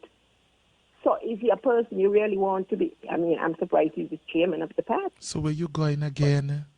Exactly. Why can't people open their eyes and be realistic and see things for what they were? Like I told you, at first I was really upset with her. With Cleone Stapleton, especially making a lot of confusion, just making confusion. But when you listen to the lady now, if she is telling the truth, I'm glad she stood her ground. So that we can see the inside runnings of NRP, and it does not look good. It does not look good. It is spelling dictatorship. Thank you. Thank you so much for your comment. Well, that caller there, so of course, it's amazing. But everybody is entitled to their own opinion. But one thing I could give that caller credit for is that she keeps saying if Cleone is telling the truth. And we know, like someone sent me a message this morning and told me that Cleone is a stranger to the truth. And that following that phone call last Friday on Groundings, when she denied that she told the big JL that she was coming on that evening with a broadcast. Now, I just finished a Get Rid of Them campaign, and I really had appreciated guys like Dwyer Astafan, Sam Kanda, Ira McMahon, Dr. Martin, the Douglas Watley, the Big Lice, the EK, the Curtis Cook, and many, many more. With the exception of the Talk Puppy. I want to believe that many of those people wanted a change in government, not only because of they want to get the country back on track, but many of them was doing it for benefit. Many of them received the benefit and they gone quiet. So if Hensley Daniel, who have done so much for Nevis and NRP, is not getting a pension, I'm disappointed. And if he needed to be a senator for 1 year to be qualified for being a senator, Cleone, in your good judgment as the deputy leader of the NRP, you should have been happy to accommodate that. Not coming here trying to discredit the man and cussing him on social media or on public radio for your selfish agenda. What wrong with the man needing something to survive? He shouldn't eat too. You got foreigners eating. You got foreigners getting all kind of help from the markup fella over there. So why shouldn't the local benefit? So all of you out there who are beat up on Hensley, what you all need to do is demand by any means necessary that the man get the help he need to get. So that does not really make sense. And Brother Ike, like I said, you're someone I respect. I met you through my Get Rid of Them campaign, and you have done a lot of good. Don't let these people get you in the mix-up in the Kool-Aid. Don't drink some Cleone Kool-Aid and get caught up and lose your respect that you have. Because if you're going to support this nonsense that Cleone is talking about, basically, you're messing up your credibility, and I don't want you to do that. You're a good man, all right? Let's continue with the broadcast. Caller, you're on. Go ahead. Yeah, back with you, Ike. Good. You know what I was saying, right? Mm-hmm. is that the election, the candidate that run against Mark for NRP, Mark lost some ground and NRP gained some. And what I was saying, whatever conflict they had between themselves, they were so close, you know, at Mark, the candidate that ran against him, because she gained ground, whether he or she gains ground on him. They could have solved that problem within themselves, and seeing that the next election, they could have let Mark out completely. But no, this had to show itself. I tell you, this gonna put NRP way back behind. It's gonna be this thing is going to throw them back, regardless to what. It's gonna throw them back. We have seen it with the parties, as you have said it before, with the Labour Party, the PAM Party, and then with this coalition party. It's going to be a problem. And the thing about it is, if these parties don't be careful, is every minute they'll be out of there. You know? Mm-hmm. Because now that people are understanding things, people ain't standing for no nonsense. People want what they want, and people going to do what they're going to do. They ain't like me, them old people who don't care where we party do, we stick in there. These young people, they are changing. And that we got to remember. Your base is your base. And if you don't get something on your base more, your base can't stand for you. Thank you, Ike. All right, thank you so much. Some comments coming in on the Facebook page. Someone says, are you on the outside looking in, or you don't know what all took place, so you can say all what you all want, caller. Alvan Brown says, troops, how Cleone get into the party? Did anyone voted for her? So I guess this is happening a long time. Winston Paris writes, Ike find out from Cleone, was she a paying member of the party when she was chosen as a candidate for the NRP? And while you're at it, ask her, when did she become a paying member of the party? Tanya Powers writes, well, tell Cleone resign the seat, and then why don't you tell her to resign? You guys chatting fat based on what Cleone said. Well, I would like for somebody else to call in and, you know, highlight everything in Cleone's speech that was inaccurate and give us the accurate depiction of what really took place. Call here on, go ahead. Hi, good afternoon. Good afternoon. Yes, I don't normally call into these radio stations or to comment on the political, but taking sense out of nonsense. What Cleone is basically doing is saying, you are the captain of the team, and I will elect you as captain of the team if you let me choose who the players are. That's not how it goes. You cannot say you will let her be the leader of the party if she lets you choose who the candidate is. That's not how it goes. You're taking away the right of the opposition leader, which is the right to choose who the senator is, in order for you to support her. That doesn't make sense. I hear you. I wonder if that sink into Ike. I wonder if that changed his mind from where he was thinking. I really wonder. Cleone is telling Janice, the leader of NRP, I will support you as leader of the opposition if you allow me to select a senator. So Janice will be sitting in the Navy Silent Assembly as a lame duck, because Cleone and she's senator are going to be running rings around Janice. Janice ain't going to have no power to do or say anything on behalf of the NRP. Why these crazy people up there talking about negotiation? There is not a damn thing to negotiate. What needed to be done before is that Cleone should have been suspended before. The process should have been gone. She should have been out of the party by now. This thing ain't just that.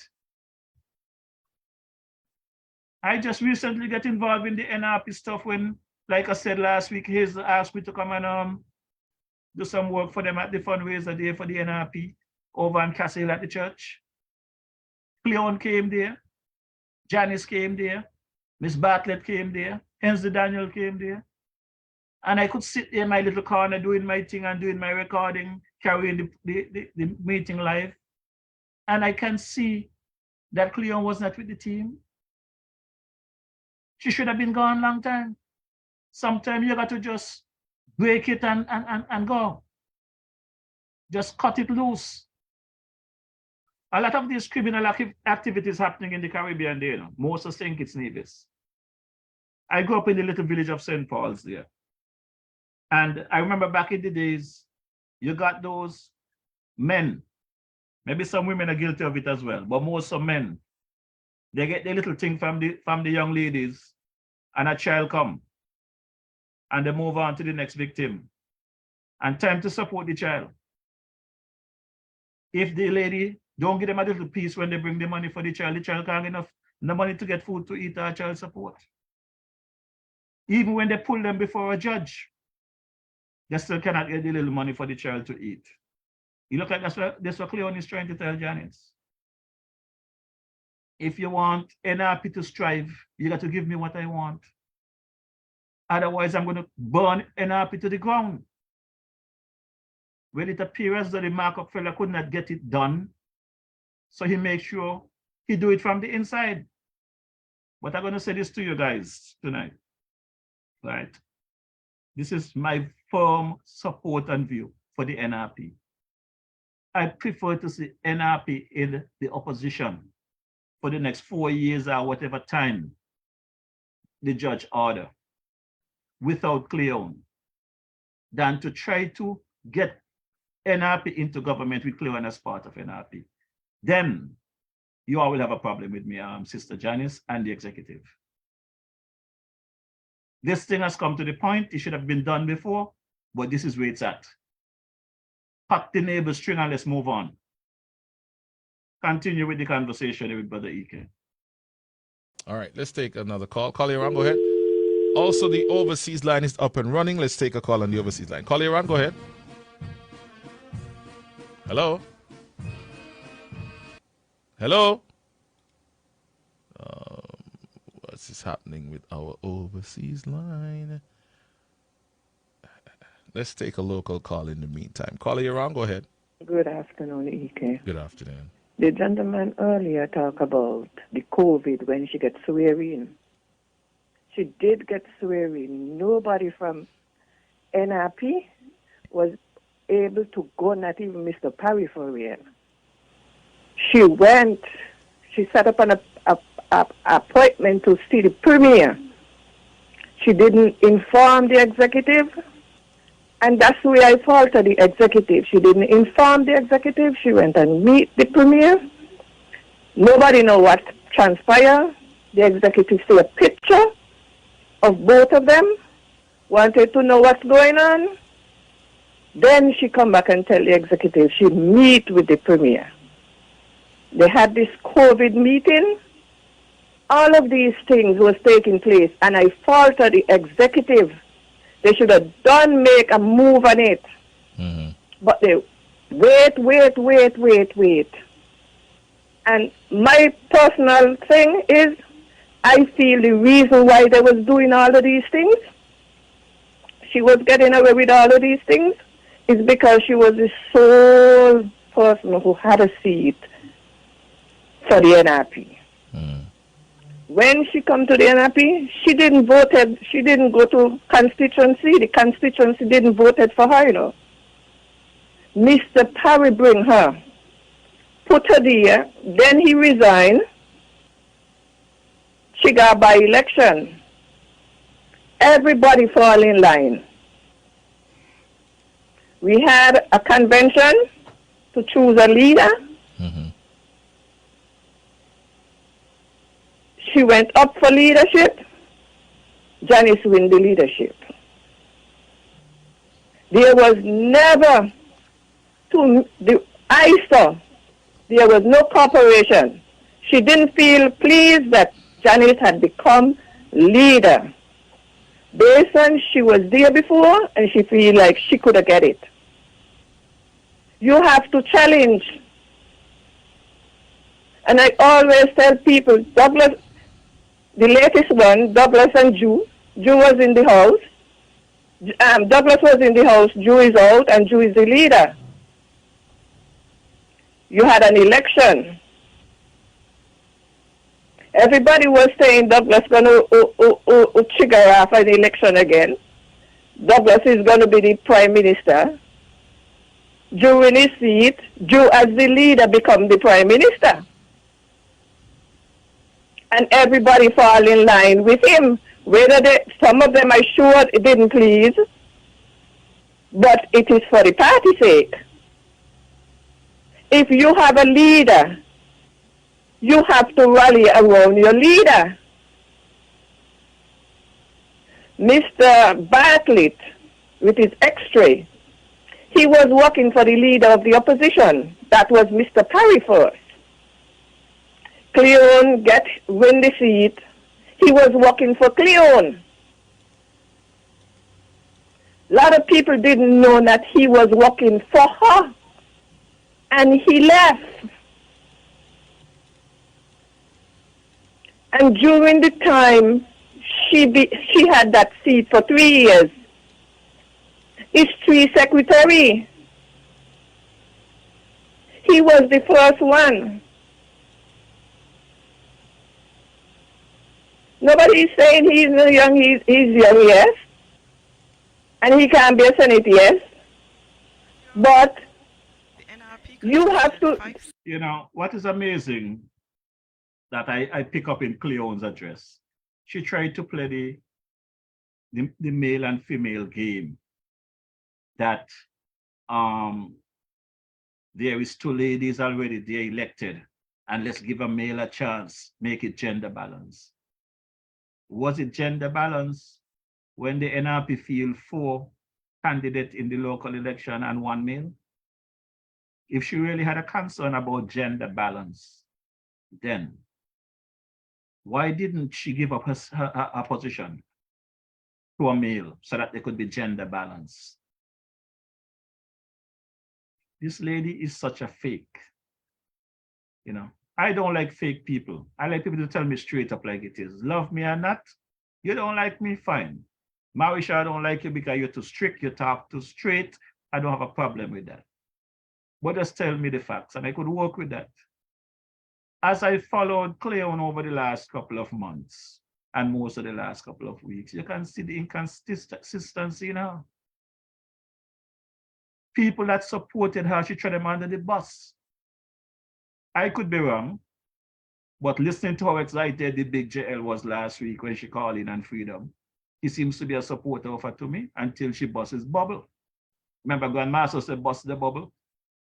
Well, I remember some time back, right after the elections, he had this guy and the King Sacro and the Win FM chatting some nonsense about somebody suing the Labour Party for the Get Rid of Them song.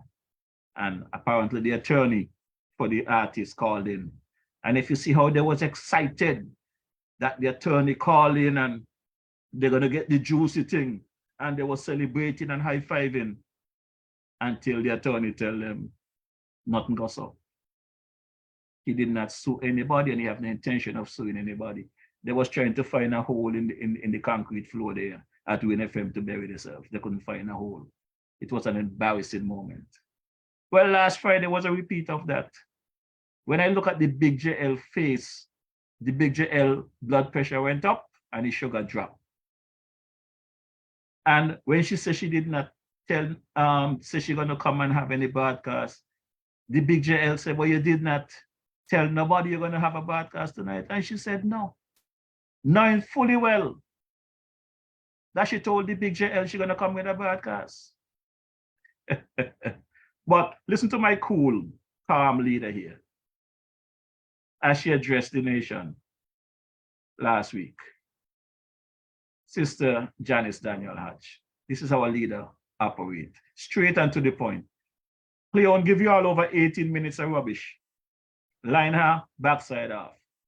This one is about 3 minutes, 18 seconds with the facts.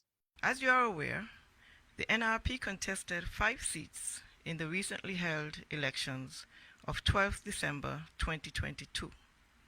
The results of those elections in 2 of those constituencies are being challenged in the High Court by the NRP candidates, Dr. Patricia Bartlett and Ms. J.D. Keynes. The NRP won 2 seats. Nevis 4 was won by myself, and the Honorable Cleone Stapleton Simmons won Nevis 5, St. Thomas's. With 2 elected members, the NRP is entitled to have 1 member appointed as opposition leader, provided that that member is supported by the other elected member. The opposition leader is entitled to nominate a senator in the Nevis Island Assembly. The Executive Committee of the Nevis Reformation Party took a decision on December 29, 2022, that I, as party leader, should be appointed the opposition leader. The Honorable Cleone Stapleton Simmons was aware of the executive decision and was requested to advise the Governor General of her support for me as the opposition leader in furtherance of the decision of the Executive Committee. While I will not go into the details of the situation at hand, it is with regret that I inform you that to date, Honorable Cleone Stapleton Simmons has not complied with the request of the Executive Committee to sign the letter. As such, the Governor General has not appointed an opposition leader. As leader of this party, therefore, I wish to advise that the Honorable Cleone Stapleton Simmons has been conditionally suspended from the institutions of the NRP pending the findings and recommendations of the NRP Disciplinary Committee. I can assure you that as we take this time that God has given us to build our resilience, our integrity, and our togetherness, my NRP remains resolute that we have a mandate to take Nevis in a new direction to overcome the many social, economic, and environmental challenges that we face in today's ever-changing world. The people of Nevis deserve a caring and compassionate NRP government that can empathize with our struggling families and who want a brighter and more sustainable future for our youth. Our people deserve an NRP government that understands the importance of creating jobs and providing adequate healthcare services here on Nevis. It is not an easy road. There are many challenges along this path, but we know that God will continue to guide us to ensure that nothing happens before the appointed time. And when He is ready, NRP will be ready to serve the people of Nevis. We ask for your continued prayers and support.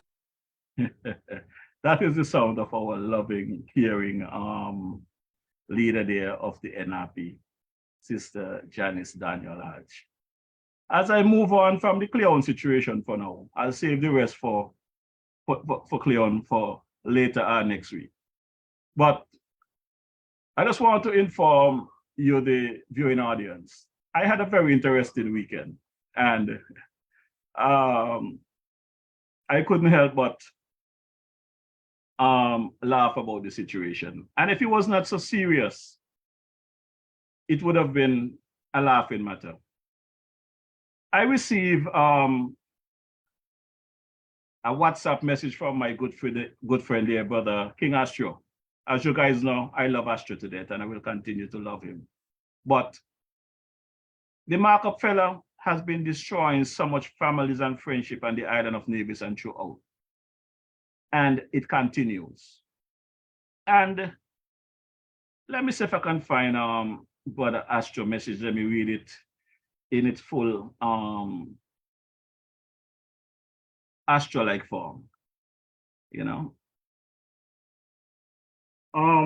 His message came in on Sunday. I read the message and I called him to let him know that I was on an assignment and I didn't want him to think I'm ignoring him. So I call him to let him know I'll get back to him. And he did not give me an opportunity to get back to him. He was so upset. He was blue. And his message to me was, "Good afternoon, sir. I have never done you any wrong.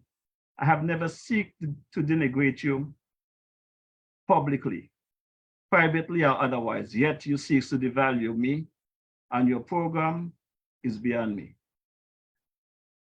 I consider us friends and brother, but you have crossed the line that I never expected. Fight love war, fight your love war, but please seek to keep me out of your wars. Thanks." Now, when I called him and he's carrying on, I said, "Brother Asho, whatever is taking place on my program, basically it's about the affairs of Nevis. The interim premier is the person that is out there disrespecting everybody who oppose him. I have an issue with the wrong that he's doing to the people. And I have a right to have that conversation. By extension, you being a part of the blue machine and supporting the nonsense that he's doing, you will get caught up inside there. You can't play mass if you're afraid powder. If you're going to be a part of the blue machine and the nonsense that is going on, your name will be called. I said, however, you're complaining about your song. You're the one that sing the song, you know. It's pension, write the song, and you sing it. So if the lyrics in the song you have a problem with, if I'm hitting a nerve in Nevis, if the markup fella have a problem with the song, it's your song. If you want me to stop play the song, I will stop play the song. But send me a message that I have confirmation that you asked me to stop playing the song. And he sent me a response. He said, "I'm going to send you the message." He said, "I am asking you as of today, January 12, 2023, please desist from playing my song on your program. Thank you." So this is a joke because I know radio stations and other media outlets ban song. I never heard of an artist ban their own song from playing. So I agree that I will no longer play the King Astro song on my program, Moral Bankruptcy. But you people of Nevis, you all know the lyrics, you all know the song. And these folks, the markup fella and the King Astro, their morals are coming to bear. They realize, I guess these programs has been hitting some very good notes because they're realizing that the song is exactly what went on with the Team Unity and the current administration in Nevis, the NIA, the CCM, the markup fellow, they're morally bankrupt. So instead of dropping the moral bankruptcy song this evening, because I don't want to hurt my partner, the King Astro feeling, and like today's my birthday and thing, I decided to dive into my archive, thanks to my boy Jose, who sent me some music. I prefer to play this medley of songs for you, the online viewership, and for my birthday. I would not play the moral bankruptcy. So you tell me if you love this thing I choose for you. For all your lovely ladies out there, happy belated Valentine's.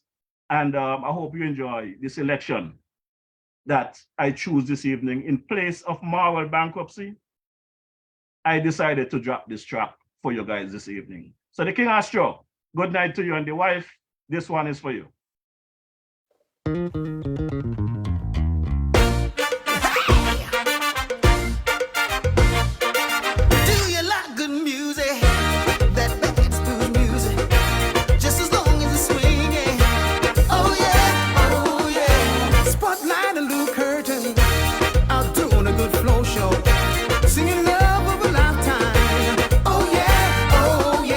Spotlight on the traders, although they look great, do it stick by me?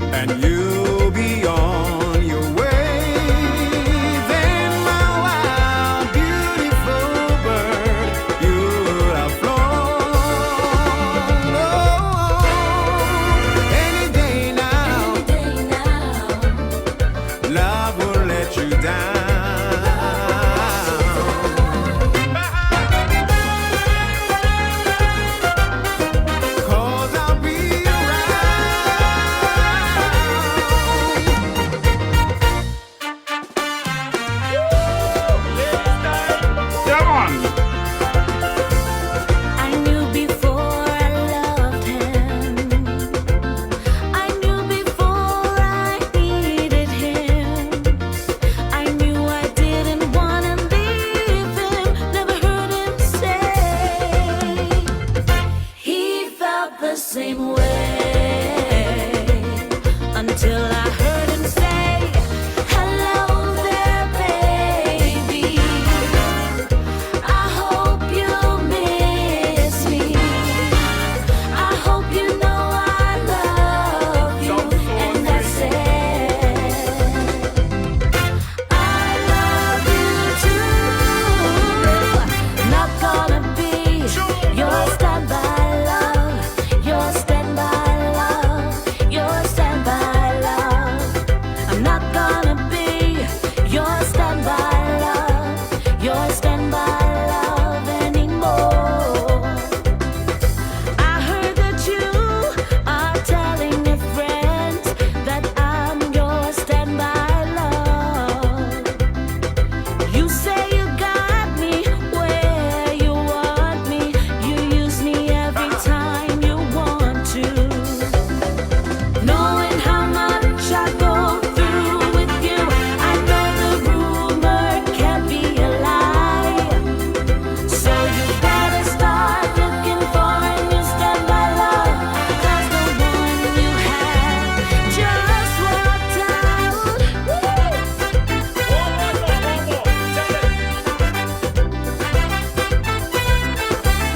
Bet your life I do. Bet your life I do love you, yeah, yeah. You love me too. Everything I do just for you, yeah, yeah. You know I do. Bet your life I wanna spend my life with you. You know I do. Everything is good and getting better. We've got a good thing that's growing stronger. Too much of your thing, such a good thing. Sweeter than sugar, sweeter than honey. Bet your love I do. Bet your love I do love you, yeah, yeah. You love me too. Everything I do is just for you, yeah, yeah. You know I do. Bet your love I wanna spend my life with you. You know I do. Monday to Monday, each day is fun day. You'll never leave me, not for one day. Too much of your thing, such a good thing. Sweeter than sugar, sweeter than honey. Oh, yeah. I love good music. Why don't you go with music? Oh, music, music, hey. I love good music. I love good music. Good music, hey, yeah. I love good music. Woo! I love good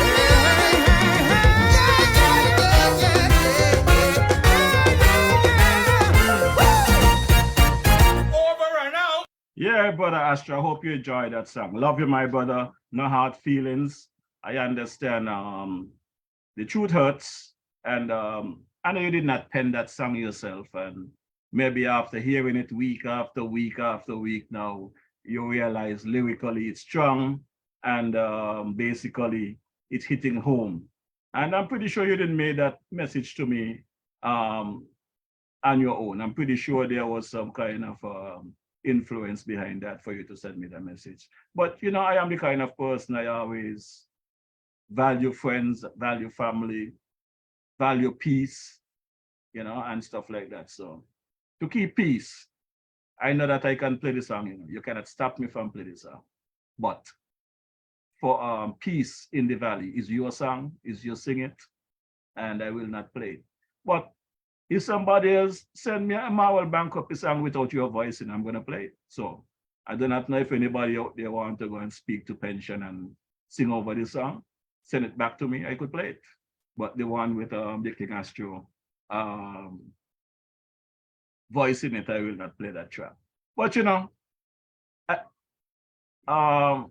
I will also like to say good evening to my boy, their brother G8 via Astafan, as I play his commentary for today. We're getting close to the winding down hour, and I must drop this lovely commentary by DJ8 via Astafan for today. So stand by for our commentary for today. Greetings A wise person once said that a country which can feed itself with healthy food is a rich country. Our original inhabitants fed themselves naturally off the land and the sea. They lived in harmony with nature. They were rich. And they showed their appreciation by naming the island that sustained them and enriched them Liamwiga, which means fertile land. Another wise person once said that a people who control the land also control their own destiny. Our original inhabitants controlled the land, so they controlled their destiny. But everything changed when the Europeans came. Liamwiga continued to be the fertile land, but the abundant harvest of that fertility was reaped not by the original inhabitants, not by those who the Europeans brought under indenture and enslavement, but by the Europeans themselves. The emphasis changed to growing cane and producing brown sugar and molasses. They exploited free labor and later on cheap labor.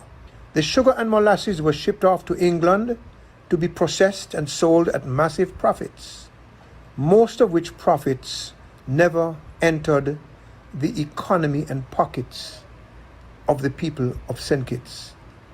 And while crops other than cane were grown, the colonial plunderers were not interested in expanding the agricultural and food processing base. They were not interested in empowering the local people. Their mandate was plunder, and that is what they did. They wanted to extract their blood money from the sugar, on which they were laser focused, and they or their friends in industry would then send product from England to us to begin the wave of importation into this economy.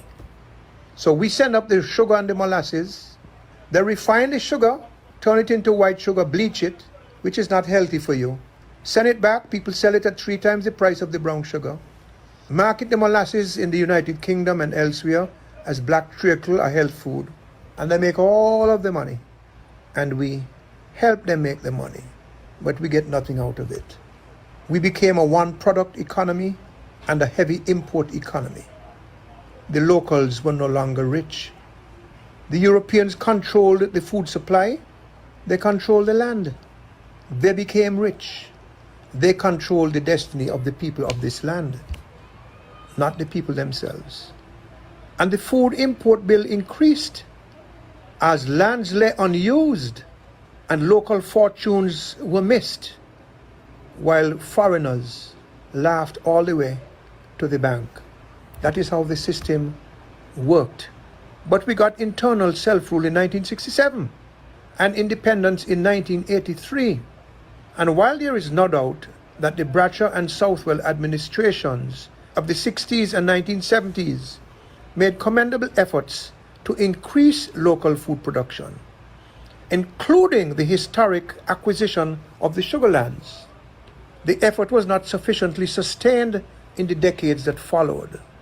And here we are today, nearly 40 years an independent nation, yet we are more dependent on imported food than ever before. This is a shameful and gaping hole in a ship of state which is supposed to be sailing in the direction of self-sufficiency and empowerment of our people. The sad truth to all of this is that it seems not to matter to most of us. That is how deeply so many of us have been brainwashed against agricultural work and blinded to the great opportunities from it to grow wealth and health among our people. We might be an independent nation with a flag and a constitution, but too many of us are still in the mentality of colonialism, which says that foreign is better. We copycat and we mimic. Look at this. Our youths reject breadfruit, yams, dasheen, green banana, we call it green fig, local greens, and other healthy local food, while they crave KFC, Burger King, Domino's, corn curls, cheese snacks, chips, cereals with excessive amounts of sugar, and a lot of processed food loaded with chemicals and salt and sugar. we have not managed to mount and implement a strategic plan to reverse the brainwashing that has us preferring things that are worse for us rather than things that are better for us. Of course, we have to be realistic and understand that in order to survive and succeed, we have to trade beyond our national borders. And by no means am I saying that everything imported is bad. I'm not that crazy. Further, with our very limited resources, we must recognize that we will always have to import quite a bit of stuff. But with all of that said, it is critical that we recognize the need to produce as much as we can locally where it makes economic and social sense to do so. And equally important, also for economic and social reasons, to reduce imports and to add local value. And one thing which, in my opinion, shifted us even more heavily towards importing was when we talked about converting to a services economy after the closure of the sugar industry in 2005. I think we missed a glorious opportunity. I'm not saying that services should not have received more attention, not at all.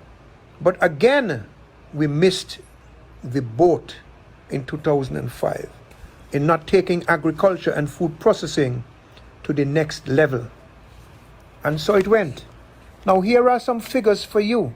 In the year 2014, we imported $128 million worth of food, or $350,000 a day on imported food. Imagine the fertile land spending $350,000 a day or $128 million a year importing food. This is the fertile land. This is not Anguilla or St. Martin or the Turks and Caicos.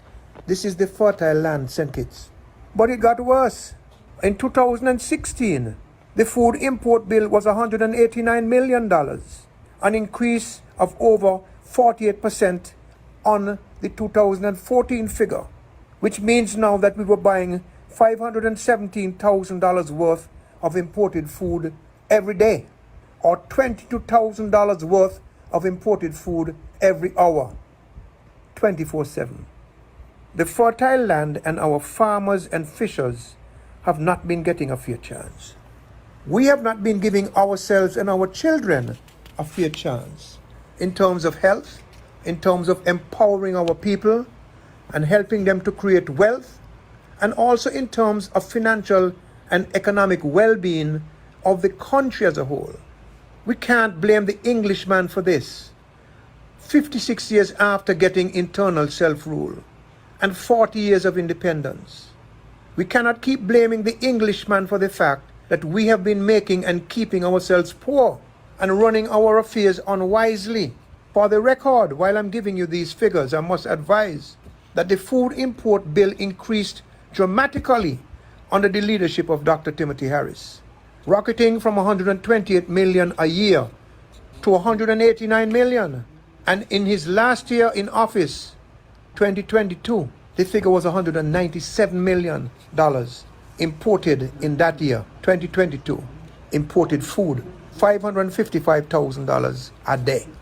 So while the land may be in our name, we have not been using it smartly, which means that we are not rich, and not rich by our own doing.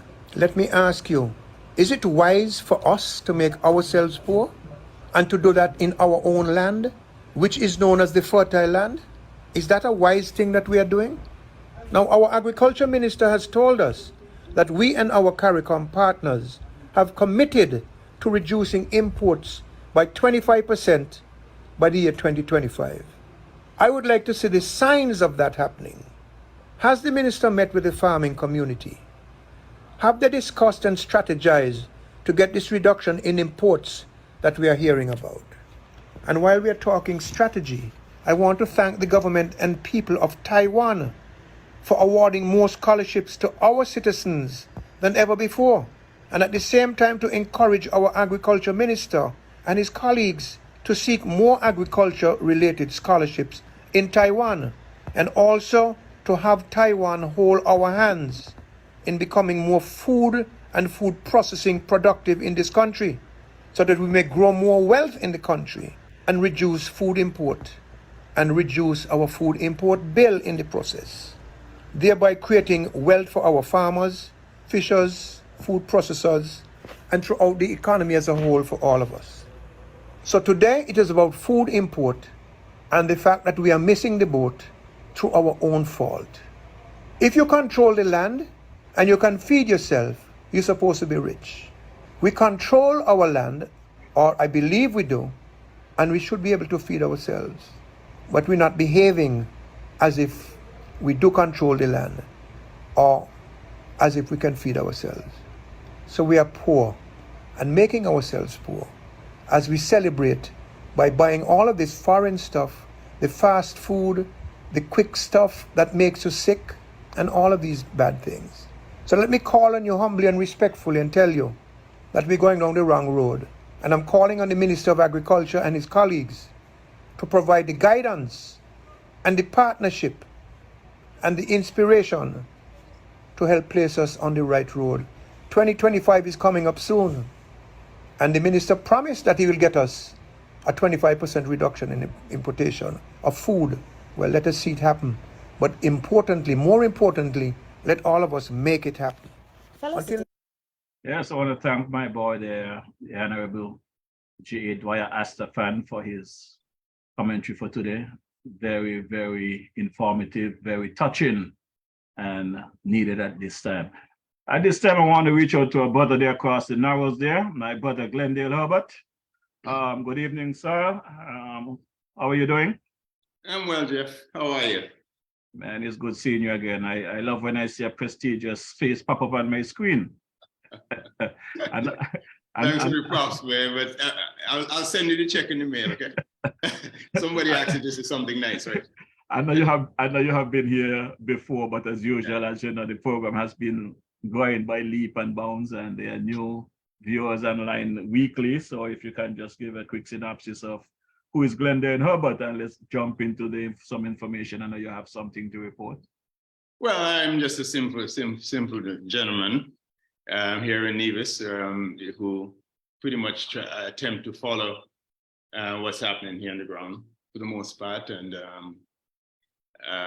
whether it's all the current affairs as it relates to politics, as it relates to what's happening in the realm of philanthropy, what's happening just to the entire body, the body politic of Nevis, of course, and the impact that is that I view it's having, on the citizenry, where just generally where the country is and where we're hoping if we can take it.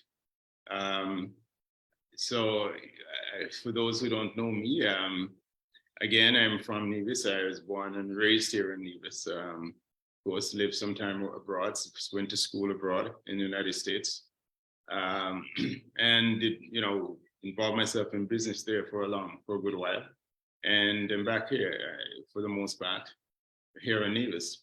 So, without much more ado, all right, Father. Thank you.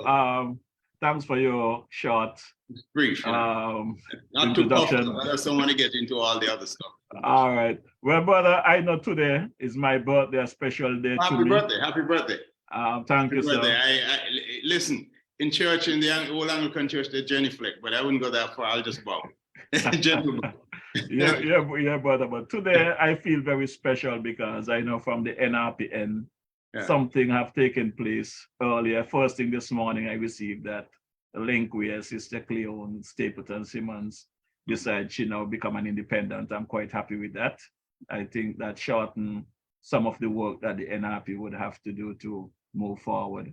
And I know today should have been the strikeout case that the markup fellow there have requested. Any word on those proceedings? Yes, I got some information this afternoon from someone who called me this afternoon and told me that the judge had decided that the ruling would come down on the 27th instead on the strikeout case. I guess the attorneys appeared before the court, before the judge today, and I guess pled their case, both sides, of course. And so the judge had decided to extend this time until the 27th when he would render his ruling on the matter. Outside of that, the politicking goes on, quietly. I mean, from the NRP side and of course from the governing side, the CCM side, that goes on. I mean, positioning themselves. So we'll see how that works out. Nobody knows how that works out. I don't think there is anybody who can get inside the judge's head to know how he's going to rule on this. It's a matter of law, of course. And judges has to be very careful on matters such as matters that affects the public at large. When I say the public at large, this is not a case where it's a murder case. You're talking about a country and a country democracy. And you're talking about the gravity of the case, leans on every human being life in St. Kitts Nevis, and in particularly here in Nevis. So the judge ought to be deliberate, of course, and very well, at least fair or very well up to date on the law as it relates to the petitions that was put before him. No judge wants to be overturned in appeal. It's almost like an embarrassment to them when that happens. And so they're rather careful in matters like this. If you remember, when you have cases such that leans on constitutionality, meaning in terms of country and the body politic of a country, let's say election cases, those cases are fast-tracked to the court. I remember in 2015, I don't think it took 60 days to get to the to get to the Privy Council, and we went through every level of the courts, the first level, and then the appellate level, and through and through and through. And that was done, I think, if I remember clearly, somewhere. I doubt it took 60 days, between maybe 45 days. That was fast track all the way to the Privy. So you don't get that far when you're talking about cases that bears down on the people and the future of a country and its democracy and that sort of thing. And those cases run through fast through the system. So and judges don't want to be overruled in cases like this. You can get embarrassed. If you go, you have to research the law well, and when you deal. The funny thing is, Glenn, is I am happy to hear you presenting that information, because if you listen to the markup fellow in the past 2 weeks, basically he tried his case and his program in a matter of minutes. And if this is how he feels about the people of Nevis or the island of Nevis, that he can just brush them off because where he's concerned, their rights and the benefit of the country is non-existent to him. Once he and his colleagues are benefiting and his henchmen, then everything is okay. And as a lawyer, as a trained lawyer, I was very disappointed in him because, partner, you've been here in North America for some time. I dealt with you in the Bronx at various levels. You was the president of the Nevis All-Star cricket team while I was president of the New York Cricket League.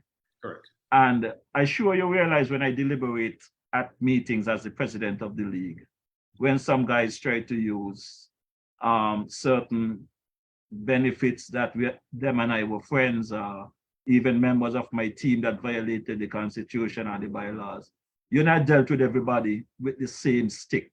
I don't look at face when I make decisions.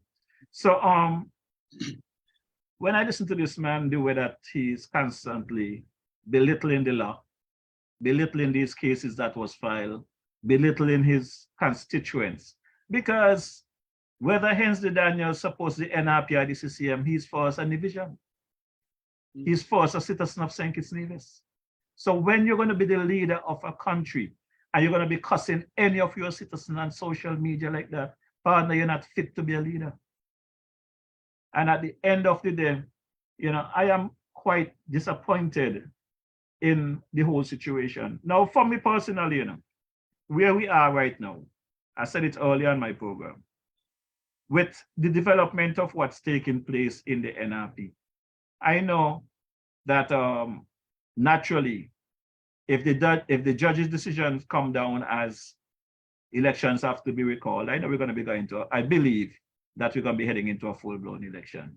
So I'm quite happy that we are at least coming to some kind of consensus in what takes place in the NRP. Some might blame Janice, some might blame NRP, but it's only one person, in my view, here to blame for this whole thing, Because it's very clear when I listen to Cleone referring to the St. Kitts Nevis Constitution that she knows. She's a lawyer. She knows the law. She understands the law.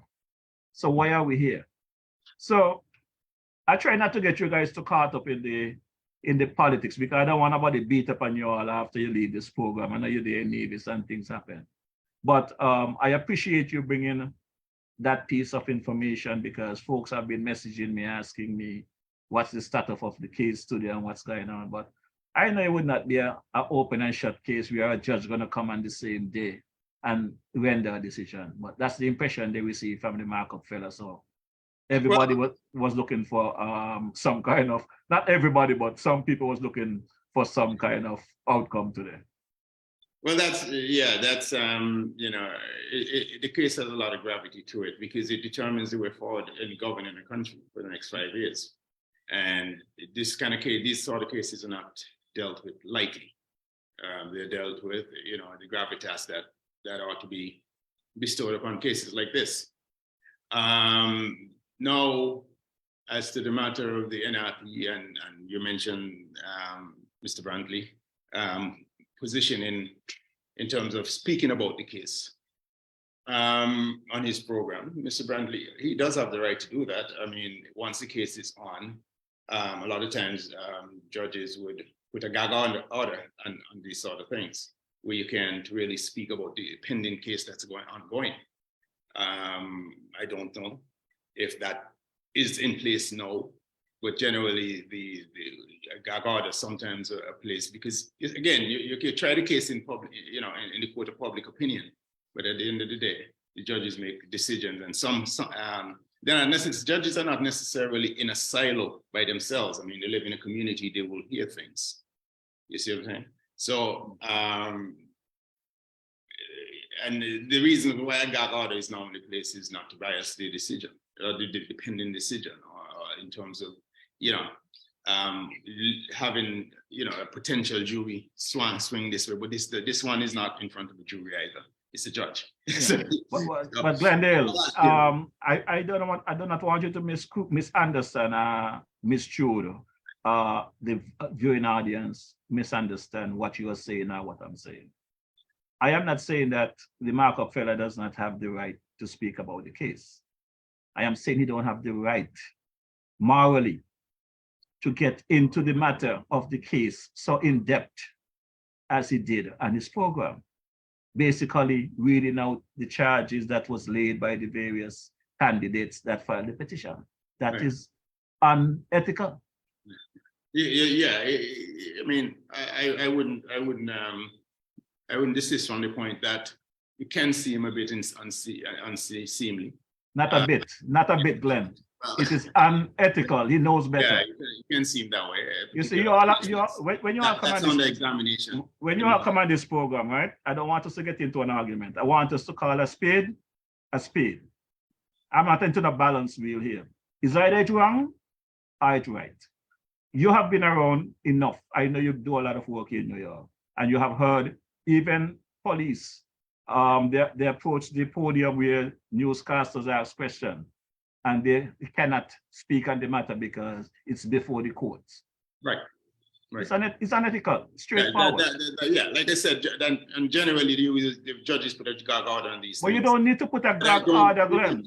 You don't need to put a gag order to have ethics. That is the reason why judges do it. Yes. Don't know that is employed. For people like the markup fella, but you should not have to. This is why I support Janice, the way that she handled the matter. Janice is not out there on every social media talking about what is ongoing in the NRP. She tried to work it out within the NRP. Someone with a different agenda allow people to get into their head and give them the impression that they have this right that they don't have. And that is why we are where we are today. You know, frankly, I personally don't think you should try to a case like this in the public square. Correct. That's frankly, I don't think so. Correct. But I'm saying to you, Glenn, people like yourself, right? Sometimes we don't want to say certain things because we're hurting people's feelings or we're losing friendship. I might lose a friend here in Ascot, the man Astro, because I speak openly about his lyrics in his song, and I compare what he's singing to what is taking place in the NIA administration at the moment. And it fits perfectly. And somewhere along the line, he have an issue with it. If the King Astro and I fell out as friends. It's not because I fall away Astro, you know. It's because Astro and I was never friends and he fall out with me. Because all I'm speaking is the facts. And all I'm bringing to you is the facts. And I'm saying to you, King, you tell me you love Nevis. You are for Nevis first. And if you are for Nevis, how can you support all of this nonsense? The thing that you sing, the lyrically, everything you sing in that song is what has transpired during the elections. I see you as a part of the mobilization team for the CCM. I see you in your blue garb, your party shirt with your logo and everything. You and Murray. I saw you all for myself. So you all are part of the problem. And if the King Astro going to take that personal and decide he want to follow out with me, that's fine. He asked me to no, do not play the song on my program anymore. I will do that because it's a painful song. It's factual with what's happening in the CCM. What's in that song fits perfectly with what's going on in the CCM and is what went on with the construct, the Team Unity Administration. So if his people and him now sit back and analyze the song and listen to it and the way that I present it on my program and it hits some nerves, at least I was successful in my messaging. So I have no problem putting the song on the shelf, let it collect some dust. But I'm gonna find somebody to sing it over for me. You understand? I think you're right. I think you're rightfully said. I mean, if he asks it to cease and desist from playing his song, I mean, I don't know if he has the right necessarily to do that. I'll tell you this though. I've heard that happened once before in American politics. I think it was in Trump actually. He was playing one of the songs, some song, rock song. No, it was I think it's Bruce Springsteen's song. Yeah, well, that's a different situation. But that was something totally different. And Bruce Springsteen came up with my song. Yeah. What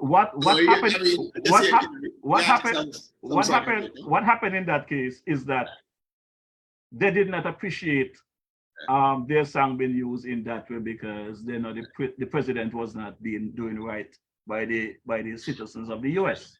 So it's a totally different thing.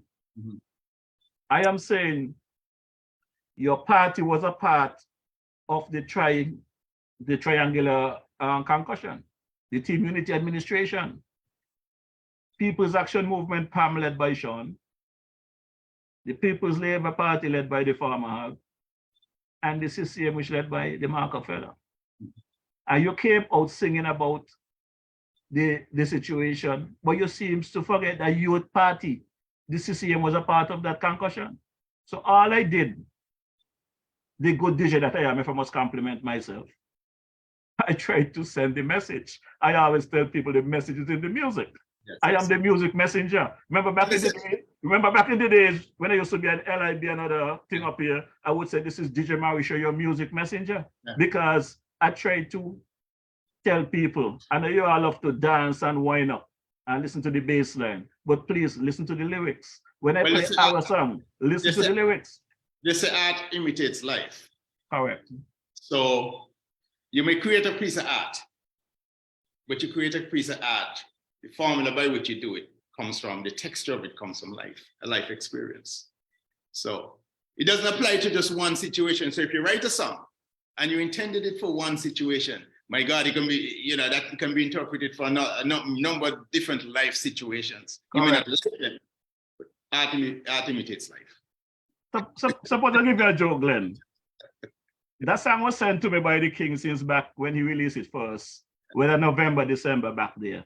But because of my busy schedule and my training and stuff I was dealing with, I never had a chance to listen to any of the songs for Sugar Mars 51.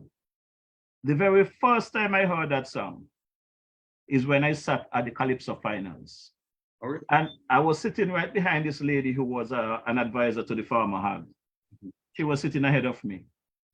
And when the King put down the song, she started to clap when he finished. And I said, what are you clapping about? The wrong person singing the song, you know? I said, did you listen to the lyrics of that song? The wrong person is singing that song. Gwyneth was at the competition as well with me, and I turned to her and I said to her, these people, I listen to some of these Calypsonians. They sing all of these songs, but they do different, the actions is different to what they're singing. Well, again, you know, is life. You're writing about life as you see it to your eyes. You understand? But life doesn't just encompass how you see things. Morrishaw, The difference here, stick up in. The difference here, this individual didn't write that song. Oh, okay. And I'll tell you something more. That wasn't the only song he was given to sing. There's another song that Queen Kibbe sang about Officer Rouse that was given to him to sing. And for his own personal reasons, he didn't want to sing. He didn't want to sing that song. Whatever going on there with him and Officer Rouse, he chose he's not going to sing that song. But he chose to sing this one, Marwell Bankruptcy, because it fit his agenda. So if it fit your agenda, keep in mind that you had a team in that. So now again, if it's his agenda, but if it's somebody else's agenda also, correct. We face with a different situation and the song is applicable. Right. So, I mean, it's just universal. These things do happen. And you just don't write something in a silo. You just don't, you understand? Yeah, but he didn't write it, so I could understand. He just started, I think he just started paying attention to the lyrics of the song because if he gonna go to the form of cussing me out about playing the song and asking me not to play it on the program anymore, he sent it to me to play. It's a public song. It was part of a competition. I have the right to play it. But at the end of the day, I will not play it as he requests because I respect him as an individual. I respect him as a friend. And I look forward to the day that the Kool-Aid in his blood, the blue Kool-Aid, will come out of his blood and he would see it from my perspective that, brother, no matter what might be the benefit for you from any individual or government or political party, if it's wrong, if you say you love an island, you love the people of Nevis, and you got to see the wrong, not for what you can benefit, you got to see the wrong. And when I listen to some of these radio personalities speaking and acting like they are the God of truth and fact and this kind of stuff, and I know different, I know all of them out there, they have an agenda. My boy, the big JL, I cannot get upset with JL when he do certain things because I know JL is like any other media house. Their thing as a media house is ratings and likes.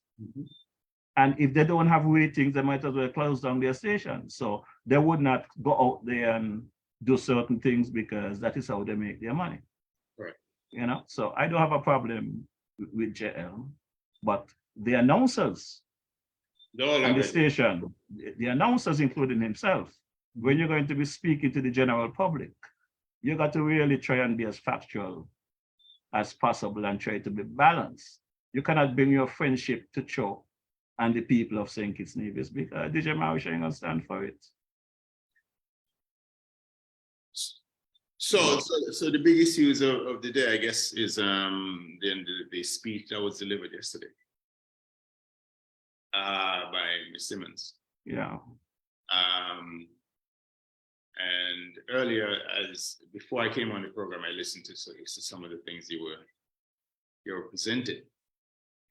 And in her speech, in her delivery, actually, one of the things that jumped out at me was the paid-up membership of the NR. Both persons who were in the executive who voted as alleged were not paying up members of the NR. Now, if I understand Robert's rules, parliamentary procedure, Robert's rules, the party do have a constitution. But once you've constituted an executive and the executive meets and have a quorum, being paid up or not being paid up does not take you away from being an executive member. Remember, you're representing thousands of people in an executive of less than 23 persons, all constituencies. That's what you're there for. And if you meet a quorum in a meeting and there is a vote, and the vote is unanimous. Understand the language I'm using. Unanimous, no dissenters, in favor of a particular issue that's on the table. Now, whether you're paid up member, yes or no, the vote is carried by acclamation. There's no dissenters. And my view is, if it carries by acclamation, the issue of paid up or non-paid up, that's not an issue here or there. It's a unanimous. But you know, Glenn, by the fact that one last thing, by the fact that you've met a quorum and they've all convened the meeting and accepted. You understand? The members that are of the body that are there now to hear the matter. That part is pretty much suspended in parliamentary procedure, as far as I know. Yeah, but Glenn, let's go even a step further than that. She's talking about who is financial or not. That is on that committee. In her next breath, she herself spoke about the decision of the senator. She and Janice could not agree. And she asked Janice to refer it to the same executive that she's objecting to. So in one breath, you are telling us you have no respect for the executive because some of them is not financial. In second round, you are saying, let's go back to the same executive. So I mean, come on. But if you are part of the executive, listen to this very closely. If you're a part of an executive that is convening on a matter, and you're there, and the vote is about an issue, not about you, the individual. It's about an issue that's placed on the table. You can very well point out, well, this is what we're doing now is illegal because none of us are paid up. These people are not paid up. You have a voice at the table. Not until the game is played. You want to change the rules. You know what I mean? Okay. And the rules. You know something, Glenn. When you intentionally with clear eye went in and played. Knowing the rules. Hold on. You're not oblivious to the rules. You know the rules. So that's why I said by acclamation, is passed by unanimously. Let's say 14-0, 18-0. In one direction. In fact, the executive has taken a position, but without a raise of hand. You understand? Partner, I had a situation back in the 1980s when I came to this country. That's what forced me to start my own organization. I was a part of the St. Christopher Cricket Club. And there was some things that was going on which I was not satisfied with because I was one of the hardest working people in that organization. I play music for free for them. I moved the matting back and forth from the clubhouse to the park on Sundays and free of cost. Remember. Okay. Now went from Sugar City. Okay. Now the situation with that club is that I was a non-playing member because those days you had the big batsmen like Sholan Williams and Nigel Williams, Lennox Leiber, Trevor Isaac, Lord Ken, Ronald Hendrickson. I couldn't match up to these guys at the time because I learned to play cricket here in New York. So I wait for my turn. I would go up and let him mat in and whatever. And my dues was $25 for the year. And one night we at a meeting, and because I stood up to speak on a matter that an individual there at the time who was chairing the meeting did not like. He told me I'm unfinancial, I cannot speak. And when he told me that, I am quite familiar with Robert's Rules of Order, and I'm quite familiar with the club's constitution. I know that I might not be able to speak because I'm not financial. So I volunteer to pay up my fees. I need to speak. So I went and I paid the treasurer his $25 because I know going forward, it's going to cost them hundreds of dollars to transport them out to the park. The little $25 they want from me that night, they're going to get it. But going forward, they're going to find somebody to transport them back and forth to the park. So that was cool. Now, I sit and I listen to the entire meeting. And on the good and welfare, my hand went up first. My boy Valentine Thomas was sitting next to me at the time. And when I raised my hand to speak, the individual said to me, Mr. Morrishaw, as I said to you before, you're not going to speak tonight in this meeting. I said, well, let me tell you something. If I'm not going to speak in this meeting done, you know. On the good and welfare, you don't have to be a member of the club to speak. Our constitution tells us that. So you're going to give me a chance to speak. I am fully financial, the meeting finished. And the meeting finished at that point. And they tried to bring me up on the disciplinary, whatever. But I had the constitution working for me in this regard. And I decided, you know what? Instead of hurting up my head with these people and the biased ways, I left the organization and I went and started the Bronx Lebanon cricket team, which eventually evolved into Sugar City, which eventually evolved into DJ Morrishaw Sports Club. And this is where it's at now. I said that to say this. If Sister Cleone had all of this thing to say this morning, if all of this been taking place, why she went on the NRP ticket? You know they're biased. You know they're not following the rules. You are the only person in India, nobody like you. The chairman don't like you. The president of your area don't like you. So what are you doing in there? Get out their way. My grandmother taught me that. My grandmother said to me, when you're in anybody's space, are you not welcome there? Get out. That's correct. Get out. Let me say this to you, Morrishaw, and think it through again. This last thing on this subject. Now, let's assume persons are not financial and they are on the executive. What do? You remove the executive if they all are not financial. Think about what you're saying. If a person doesn't pay his dues, the executive has to make decisions. And, you understand? If they have to convene to make a decision, you can't disband 2/3. 1 second. Let's say the executive is 21 members and you need to make quorum and you disband 12. You can't make quorum to make a decision. What does this look like to you? Okay, the Constitution of Nevis Reformation Party. I read all 73 pages, including the signature page, clear and chatting nonsense.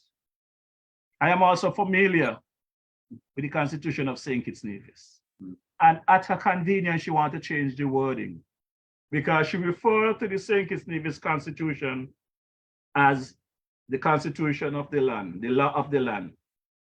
The Constitution said clearly that on the advice of the opposition leader, correct, the Governor General shall appoint a senator. That's what the Constitution says. Correct. She wants the opposition leader to change that and give her the power. Cleone the power to appoint an opposition senator. Well, you see, to me, what makes this vexing for a lot of people is, okay, let's say, what makes it really vexing is how do you choose a senator? Now, listen to me very closely, Mark, if you allow me, please. Mm-hmm. Ms. Simmons was elected from a constituency, St. Thomas's. So is Ms. Danielle Hodge, St. James, a constituency representing thousands of people. The senator represents the party. It comes from the belly of the party that goes into the House to represent the party's positions. It's not a constituency. So, this choosing of the senator, of course, everybody must have some sort of input on it, including Ms. Simmons, and of course the party leader. The executive basically do ratify that, because the executive would normally nod. And I spoke to Mr. Parry about this. At some point, about maybe 2 weeks ago, we had a conversation on this subject, and he told me how we did it in the past, how and how it should be done also. But really, it's the executive, because the senator is coming from the belly, not St. Thomas's, St. John, St. James, or wherever. It's coming from the party. That's their representative, their direct representative. So everybody has a say in this. Everybody has a say in this. Glendale. Glendale. But it shouldn't come down. It shouldn't come down to that particular person. Let's say, for example, Ms. Simmons said, for example, Rinaldo and Bartlett, and that's who she started and ended with. Whereas the leader of the party came up with maybe 8 names in addition. So, okay, you're negotiating. Are you negotiating in good faith if you don't move off your position? I'll suggest something else. I'll bring something else to the table. Glendale. Yes, sir. Listen to me, and I hope we could end that on a good note tonight, right? The problem is that nobody expect Janice to win her seat. So everything would have been all right. Cleone have a safe seat for NRP. So she thought she will always be there. She went to Taiwan, she had a good time. She don't want to give up the perks. There's other perks to come. But let's be realistic here. Nevis local election has five constituencies. And as you rightfully said, you're going to look across the full constituencies of Nevis, across the entire island, the support of the party, and I'm pretty sure there are various people that qualify for the senator position.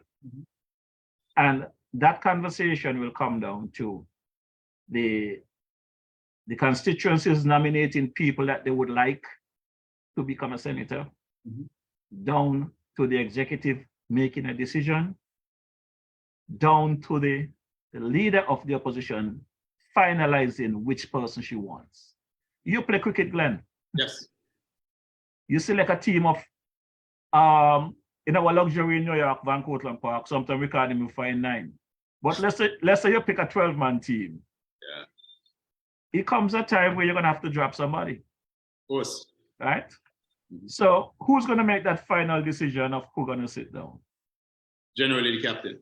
Okay. So Ms. Simmons decides she wants a particular person to be the candidate. She is the deputy. She cannot override, or should not be able to override the leader of the opposition or the leader of the party. But this is what Cleone is asking for. Cleone is telling the leader of the party, since I've been there for 3 years before you, will you give me the leadership of the party, of the opposition? The leader says, no, I will take that position. Cleone is saying, okay, well, you need me to support you. So I'm only going to support you if you allow me to pick the senator. That's bull. That is no negotiation. There's nothing to negotiate. And people got to cut out their nonsense and start going down that road. Where we are today, Cleone bring this upon herself and the NRP, and she must be dealt with accordingly. She says she is now independent. Fine. I don't know if there's anything for independent in the Constitution, whether of St. Kitts Nevis or in the Nevis Island Assembly. But what I can say, she's elected, and the only person in there that represents a party that was duly elected, which is NRP-CCM. NRP-CCM, those are the people that contested the election. Well, the only person in there right now, according to Cleone's statement earlier today, is Janice Daniel Hodge representing the NRP. Who does Cleone represent? Independent. Where in this election that passed on December 12th, that someone won as an independent? Well, I'll say this to you. NRP effectively made Cleone independent effectively. Without hear me out. Glenn, listen, Glenn, until the matter is done, she's on suspension. She's not independent. She's still a part of the NRP as of last week when the statements was made by Janice. And we got to stop peddle our opinion. Let's deal with the facts. The facts are she is suspended conditionally based on the report of the disciplinary committee. She wants to make herself independent, fine. NRP did not do it. Okay, listen to language. She's suspended. She cannot speak on the behalf of the party publicly, and she cannot enter or go amongst executive meetings for the party. That's pretty much the text of what was said, right? And the ruling. If you cannot do that, none of those things, when you go into the House, let's say on the 20th, Monday, asked to stand up, she can't represent the party. No. She now becomes pretty much null and void. That's what she asked for. That's the point I'm making. But she put herself there. She's no more. She's no longer. She can't stand up and say she's NRP. So what's she going to stand up and say? She can't stand up. That is why she said she's independent. But Glenn, I am saying to you, you say NRP make her independent. NRP didn't make her anything. NRP says to her, you're not going to represent NRP until we resolve this matter. You're going to the House, you sit down, sip your water and mind your business until you straighten up yourself. And even now, if she goes there as an independent, she should not be allowed to represent no independency in there. If she wants to cross the floor and go with the government, she can do that. That is her choice. Well, but there's no choice in there to be independent. Well, let me ask you a question, just to tease out your mind for a minute. You know, there are a number of parties sometimes run in certain countries, and you may have a number of persons who sit on the opposition. Let's deal with Nevis. Forget about the other country. Let's deal with Nevis. So she ran on an NRP ticket. She ran on the NRP ticket. She can cross the floor. She can cross it. Listen, it's not in the rules according to what I understand, you know. But we are talking about the realities of what we have. The realities are she is no longer allowed to represent the NRP publicly. She can go to parliament because she won her seat, but she cannot represent NRP. That's what she was elected to do, represent the NRP. So NRP strip her of that responsibility. Let me ask you a question. Let me tease out your mind. If she's called upon, the opposition is called upon. When she's called upon, not if. When the opposition is called upon, she's in the House, assuming that, not assuming, but she cannot speak on the behalf of NRP. She's just a body, a statue sitting there. Yes. Right? Yeah. That is. Glenn, you want me give her a joke? Please listen. Somebody asking you if you still have a party. No. She still have no. That's what I'm saying to you. she sits there. Are you with me? Yeah. She's in the House. She's not a statue. She represents thousands of people in St. Thomas's. What does she do? Glenn, again, I will not be the Speaker of the House. I am not in there. I am just using my little layman understanding. She was elected to represent the NRP. She decided she got independent. That is her choice. That is what that was announced to the world. When she gets in there, I would like to hear when she stand up and say, I am now independent, what the Speaker will do. I'm not going to second guess, preview what may take place, you know. I am just showing you how the lady have destroyed her political career, you know. It's as simple as that, you know. Because if I am the Speaker, I know the election of December 12th was NRP and CCM. NRP for now has the interim government. 3, NRP should have 2. Whatever the internal problem is in NRP, NRP has take away from you the ability to speak on their behalf. So you sit in there and observe or go home. You remember you got some ministers in St. Kitts used to go and sign the book to make sure they get paid and go home, right? Well, essentially that's what Cleone would have to be doing for the next couple of weeks or months until she straighten up she act. She would go into parliament, sign the book to make sure she get a salary, and sit down in there and look around and what's going on and go home. She cannot speak on behalf of NRP, and she should not be allowed to speak as an independent. She have to make a decision whether she's going to join the forces of CCM or she's going to go back and apologize to NRP and try to get things going. But at the end of the day, she's essentially gone. I cannot see her as a member of NRP again. That I agree with you, Morrishaw. Right? I don't see how that's possible. I just don't see how that is possible at this point. Right. Yeah. So it's as simple as that. She go in and sign the book, sit down and listen and stay quiet sip her water as she sign the book and go home. But she does not speak for NRP. And I look forward to see if the markup fella going to bring her over on his side, because she says she's going to represent her people from the government position and whatever. So maybe in a conversation with the markup fella, he already promised her something that we don't know. It's left to be seen when the time comes. She represents her constituency from the government side. Well, you say you listen to her speech today. No, right? no, I just heard what you just said, so I'm repeating. I am just ad-libbing what I heard. Oh, okay. So you can go back and listen to it. Yeah. I am not here to cause any confusion. Okay. I am just trying my 2 cents out there, because I listen to some of my fellow broadcasters trying to blame Janice for not being able to negotiate. There's a negotiation here, partner. You can't negotiate with anybody who is not willing to negotiate. You come to the table with open hands and clean hands, and you know, with an intent, and you negotiate in good faith. And how you negotiate in good faith? You put something forward, I disagree. I put something forward, you disagree, until we could get there. Partner, when there's something to negotiate, you start off negotiating. What we are dealing with in the NRP situation, from the start to the finish, from the time the leader of the opposition was elected, there's nothing to negotiate. There's a process.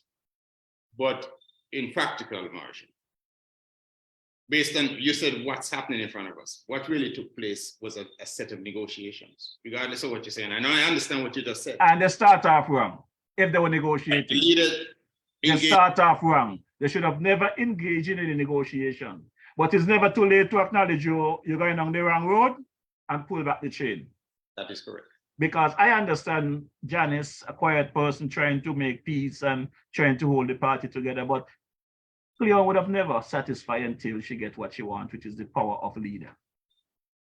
One of her surrogates called me and tell me she's going to be the next premier. I asked him if the Navy Silent administration going to reduce to 1 seat to become premier, because she would need 2 other persons with her to become premier. So I wish them luck. It's a whole lot of nonsense going on out there, Glenn.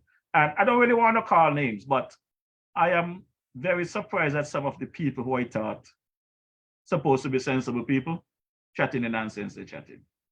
And I know you're a peacemaker as well, and sometimes you try to slice it down the middle. And I'm saying to you, this is the time where you got to call a wrong and call a right who don't like it. Well, this is my position. This is my position, and I've said it maybe 1,000 times by now. If you join any institution, such as a party, such as the NRP, or even a major company, or whatever the case is, it has bylaws, it has a constitution, bylaws, and it also has what's called a code of conduct. And you generally sign the code of conduct. And you know, that is how the party operates, whatever it is the organization operates. And within the code of conduct, it tells you how you must conduct yourself. So in the case of what I've seen happening thus far, and that's why I said I just don't see a way back for her in the party, is in every area, in my mind, every area of goodwill, in my mind, as it relates to organization, has been broken. Every area of goodwill, as it relates to an organization, particularly a 50-year-old party or whatever the case is, has been broken. Like I said, if you have executive members who represent thousands of people, they come from the people. And they're making a vote, and they made a vote, and it's a unanimous decision. You can't disrespect that. As the entire organization to me, is defunct. You know, Brother Glenn, I appreciate you coming on. I'm going to drop a track here, because this track, I think, is going to be soothing to the minds. We are all kind of people. We got different opinion and stuff, but it comes a point where we have to know wrong from right, and give you an opportunity to do your closing that I could cut out, because I realize I'm getting back to that over time. I always say my program is 2 hours, and I realize I'm running into the 3rd hour as usual. And you know, there's other programs out there that is going on, and I would like to give people the opportunity to listen to other programs and get their different views. I don't want to be the only program that people listen to, because everybody got their own opinion. But I try to be fair and follow guidelines and stuff like that. So stand by for this track, all kind of people, and I'll come back for you on your closing. So stand by.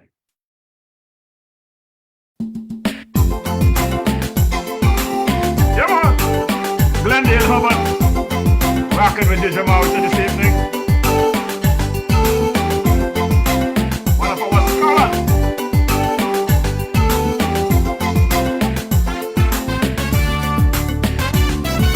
Everyone in this world is different with their own purpose, charting their own course. But variety is the key on this journey. The good, the bad, the indifferent. We must be conscious. All is precious, but we cannot be the same in this life game. If this world had one man and one woman, then life will be a bore. That's why there's different language, different village, different shores. All because it takes all kind of people to make up this world, yeah. It takes all kind of people for life to unfold. All kind of people, the black and the white, all kind of people, the wrong and the right, all kind of people, the yellow and red, all kind of people, even those who dread. People need people. People need people. Yeah. People need people. People need people.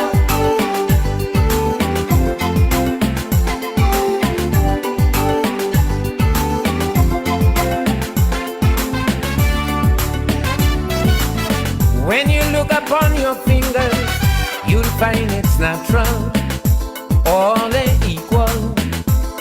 Use that as an example with people. People, on this stage of life, there are thinkers, givers and takers, the lawbreakers. But with every negative, there'll be positive. Everyone have a strange sense of value. So we got to do what we gotta do. We can make it, we can change it. So we got to carry on and on. It takes all kind of people to make up this world, yeah. It takes all kind of people for life to unfold. All kind of people, the down and the up, all kind of people, and those who go wrong, all kind of people, the short and the tall, all kind of people, the big and the small. People need people. Hey. People need people. Get that. Ding and ding, ding ding ding ding, ding ding ding and ding. Hey, ha ha. Hey, give me. Ding ding ding ding. Tell me who am I and who are you to try and devalue the things that I do. You don't have the explanation for my action. Why not take the time to pursue a life with great meaning? Be more loving instead of having this mess. We'll see much progress. Look judge me by the way that I look. Turn the pages and read the book. Check the chapter, the character, then you'll always remember. Yeah, yeah, yeah, yeah. It takes all kind of people to make up this world. Yeah. It takes all kind of people for love to unfold. All kind of people, the happy and sad. All kind of people, the good and the bad. All kind of people, the rich and the poor. All kind of people, those who fight the war. People need people, yeah. People need people. People need people. Whoa, whoa. People need people. Yeah, yeah, yeah. People need people. People need people. Even those who sad. People need people. De la la la. People need people. Baby, de la la la. People need people. The black and the white. People need people. The wrong and the right. People need people. The yellow and red. People need people. Even those who dread. People need people. The down and the up. People need people. And those who go wrong. People need people.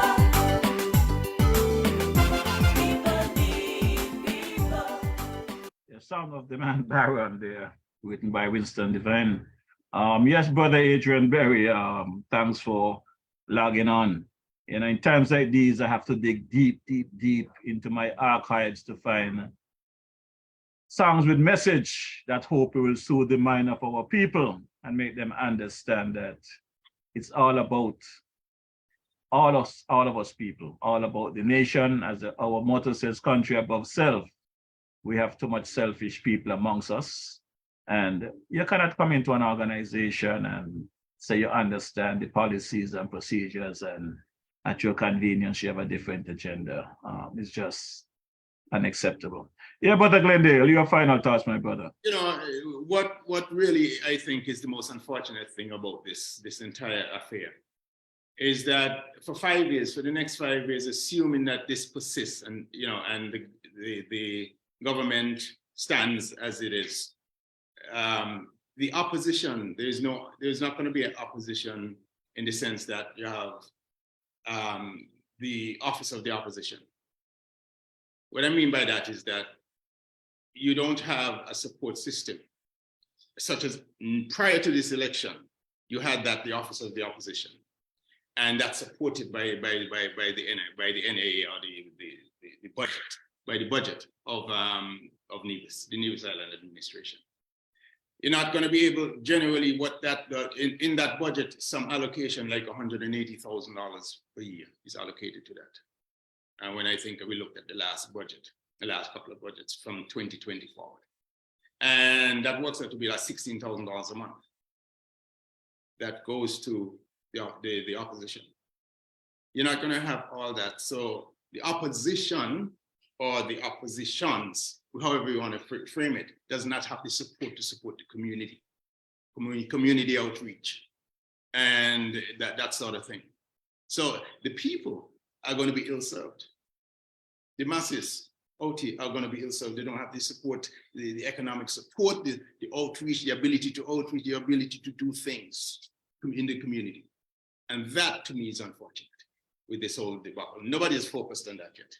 That's $16,000 a month that goes to the opposition, the opposition formally up until December 12th election, December 12th election. Poof, that it's allocated, of course, in the budget, and it stands in the budget. But who do you pay that to? And again, You can't do things that the party would have to do, or the opposition would have to do, the official opposition of the country would have to do. That is for 5 years, for the next 60 months or whatever, 5 years, 60 months or 57 months or whatever is there on the calendar left. That's something that that hasn't even come in the frame of most people thinking.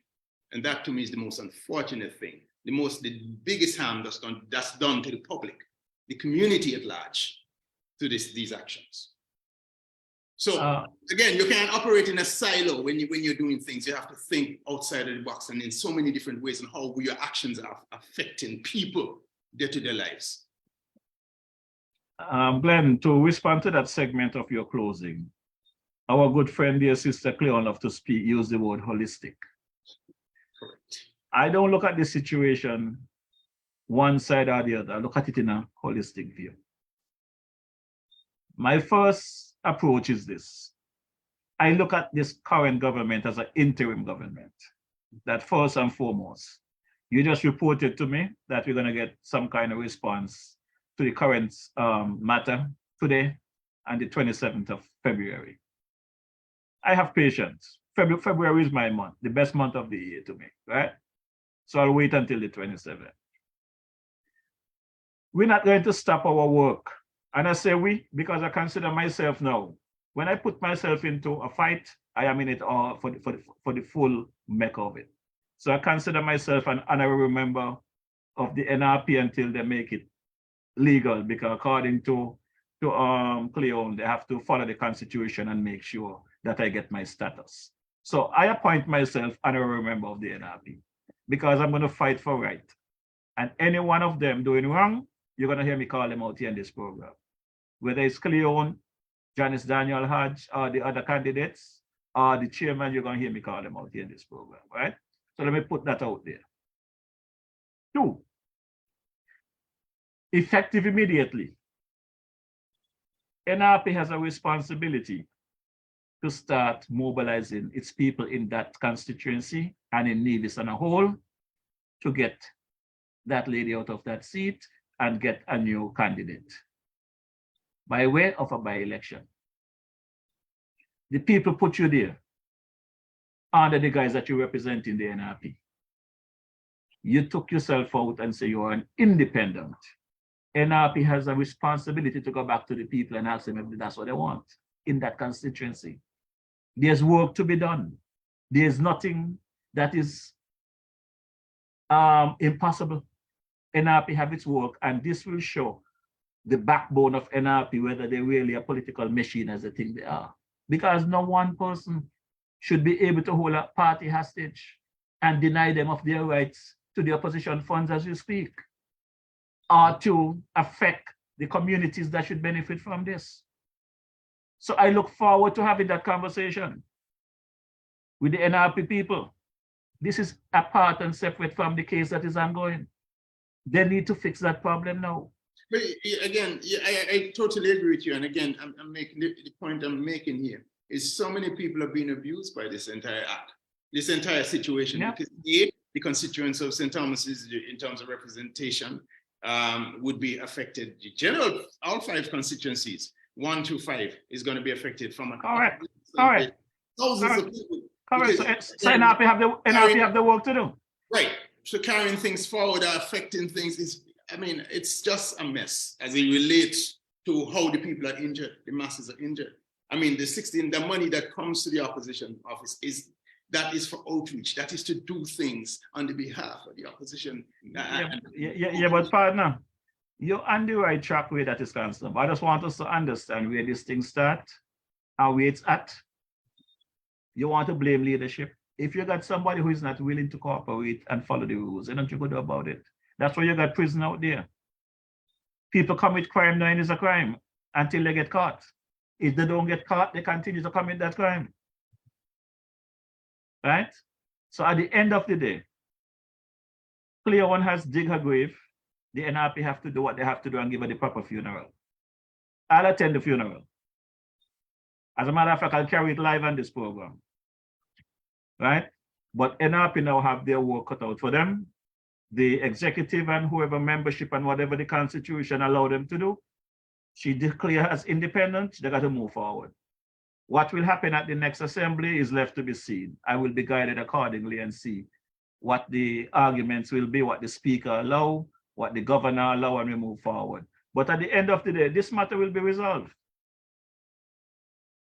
You know, I am not a paid advisor, but if it comes down to it, they really need my advice, they know how to find me, to send me my ticket for me to come down there and sit in a meeting with them.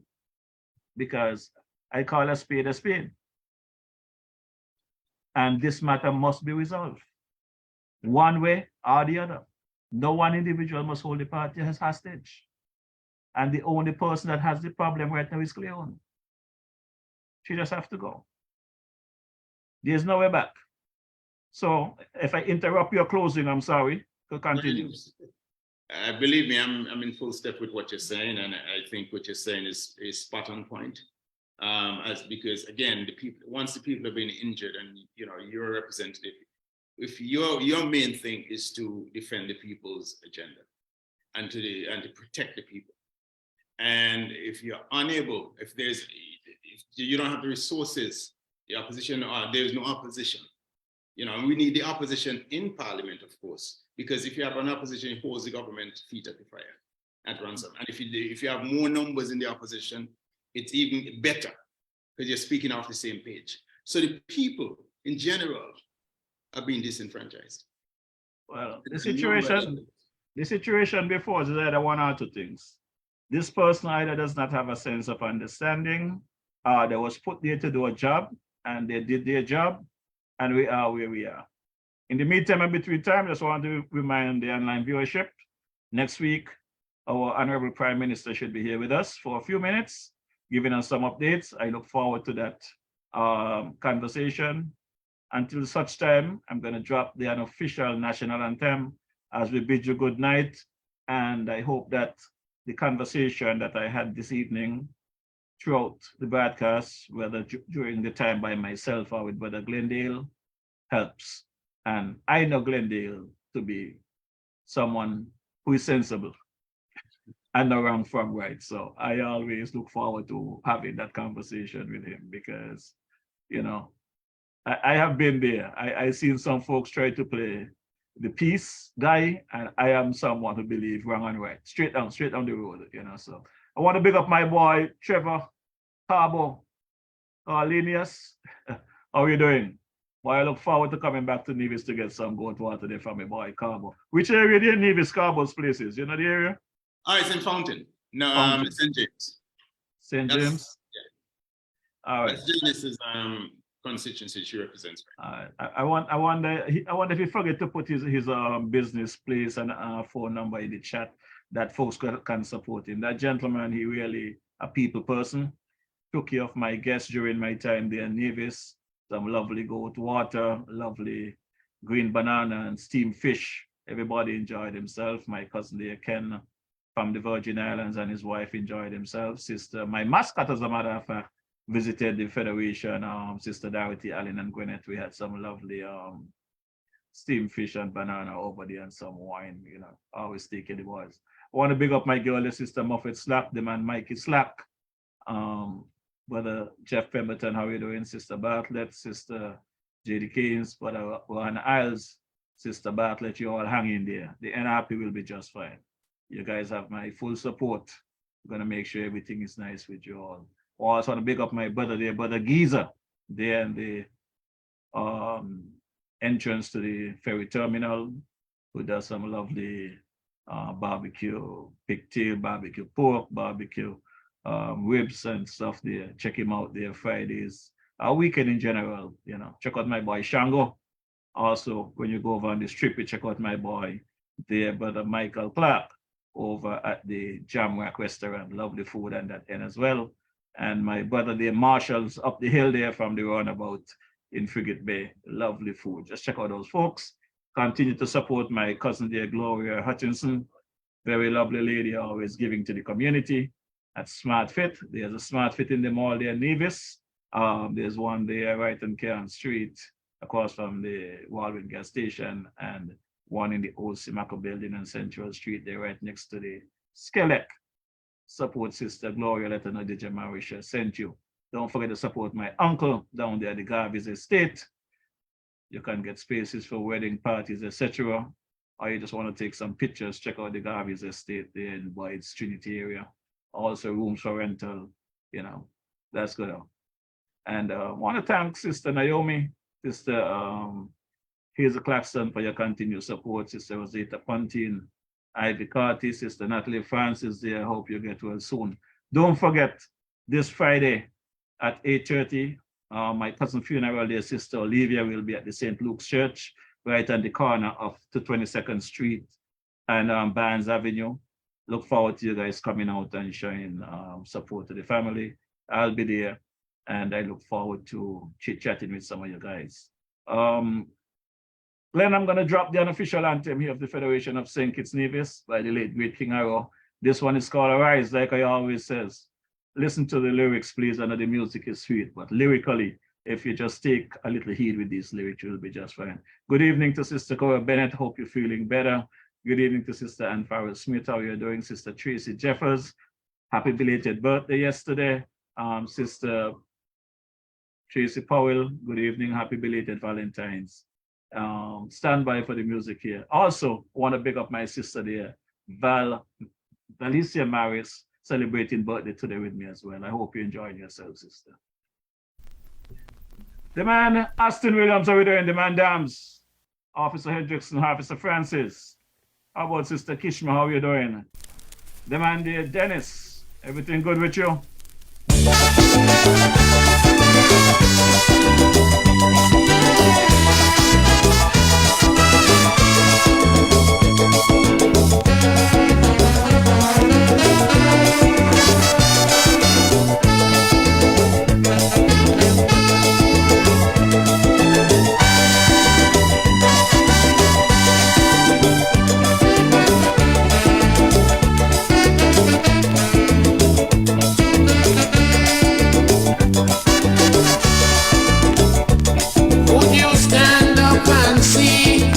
Country dying and never lend a helping hand. Would you see your children's future dwindling, creating much disillusion? Or would we watch on idly, disregarding our self-sufficiency?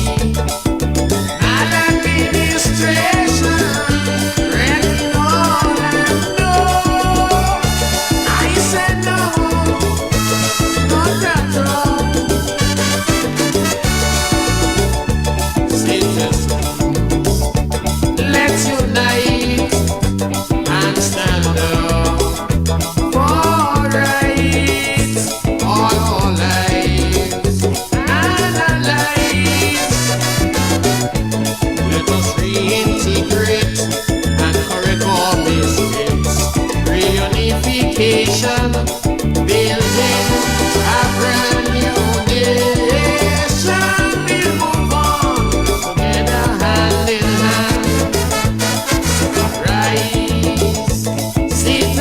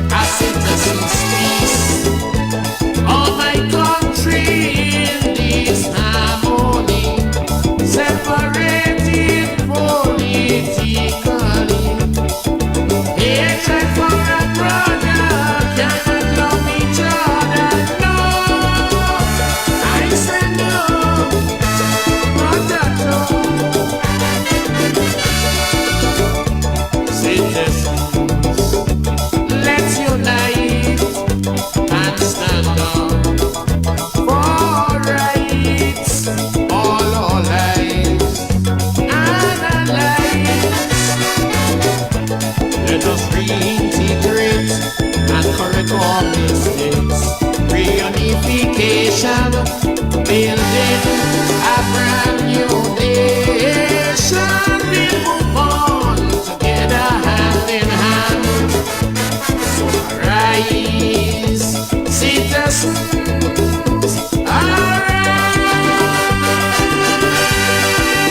The country is yours, all yours, still yours.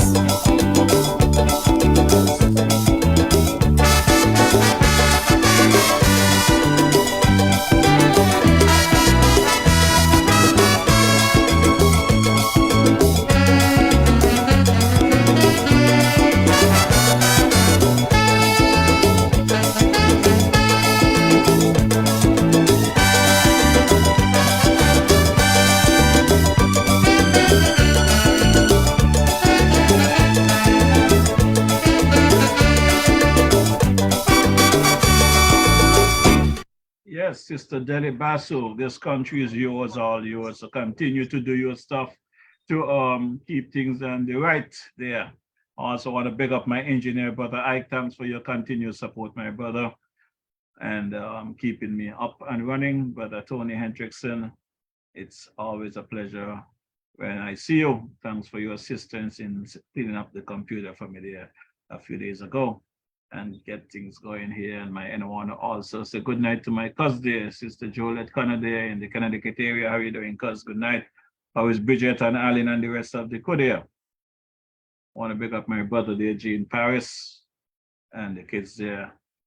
How about Sister Lynette there, my cousin, and the kids, everybody all right? I want to touch Brother Sam and Sarah, how you guys doing? Them and June, Elman and Paulette, how you guys doing? Everything good? The Harleys, Brother Clem. Yeah, Glenn, my partner, thanks for joining me this evening, brother. I look forward to another meeting at some point in time. Keep your eyes on the prize, like I said, and keep your eyes on what is taking place. But one thing I want you to do for me is to stay safe, because I realize that there's so much hate that is spewing in the Federation at the moment. It's making the bodies off limits with the criminal activities. So just stay safe, my brother. Thank you, man. And yourself, okay? Yeah, man. All right, Cool. good night. Good night. And until such time, God blessings on everyone. Look forward to seeing you next week, Wednesday, same place, same time, 6 p.m. St. Kitts Nevis time, 5 p.m. New York time. Stay safe, my people.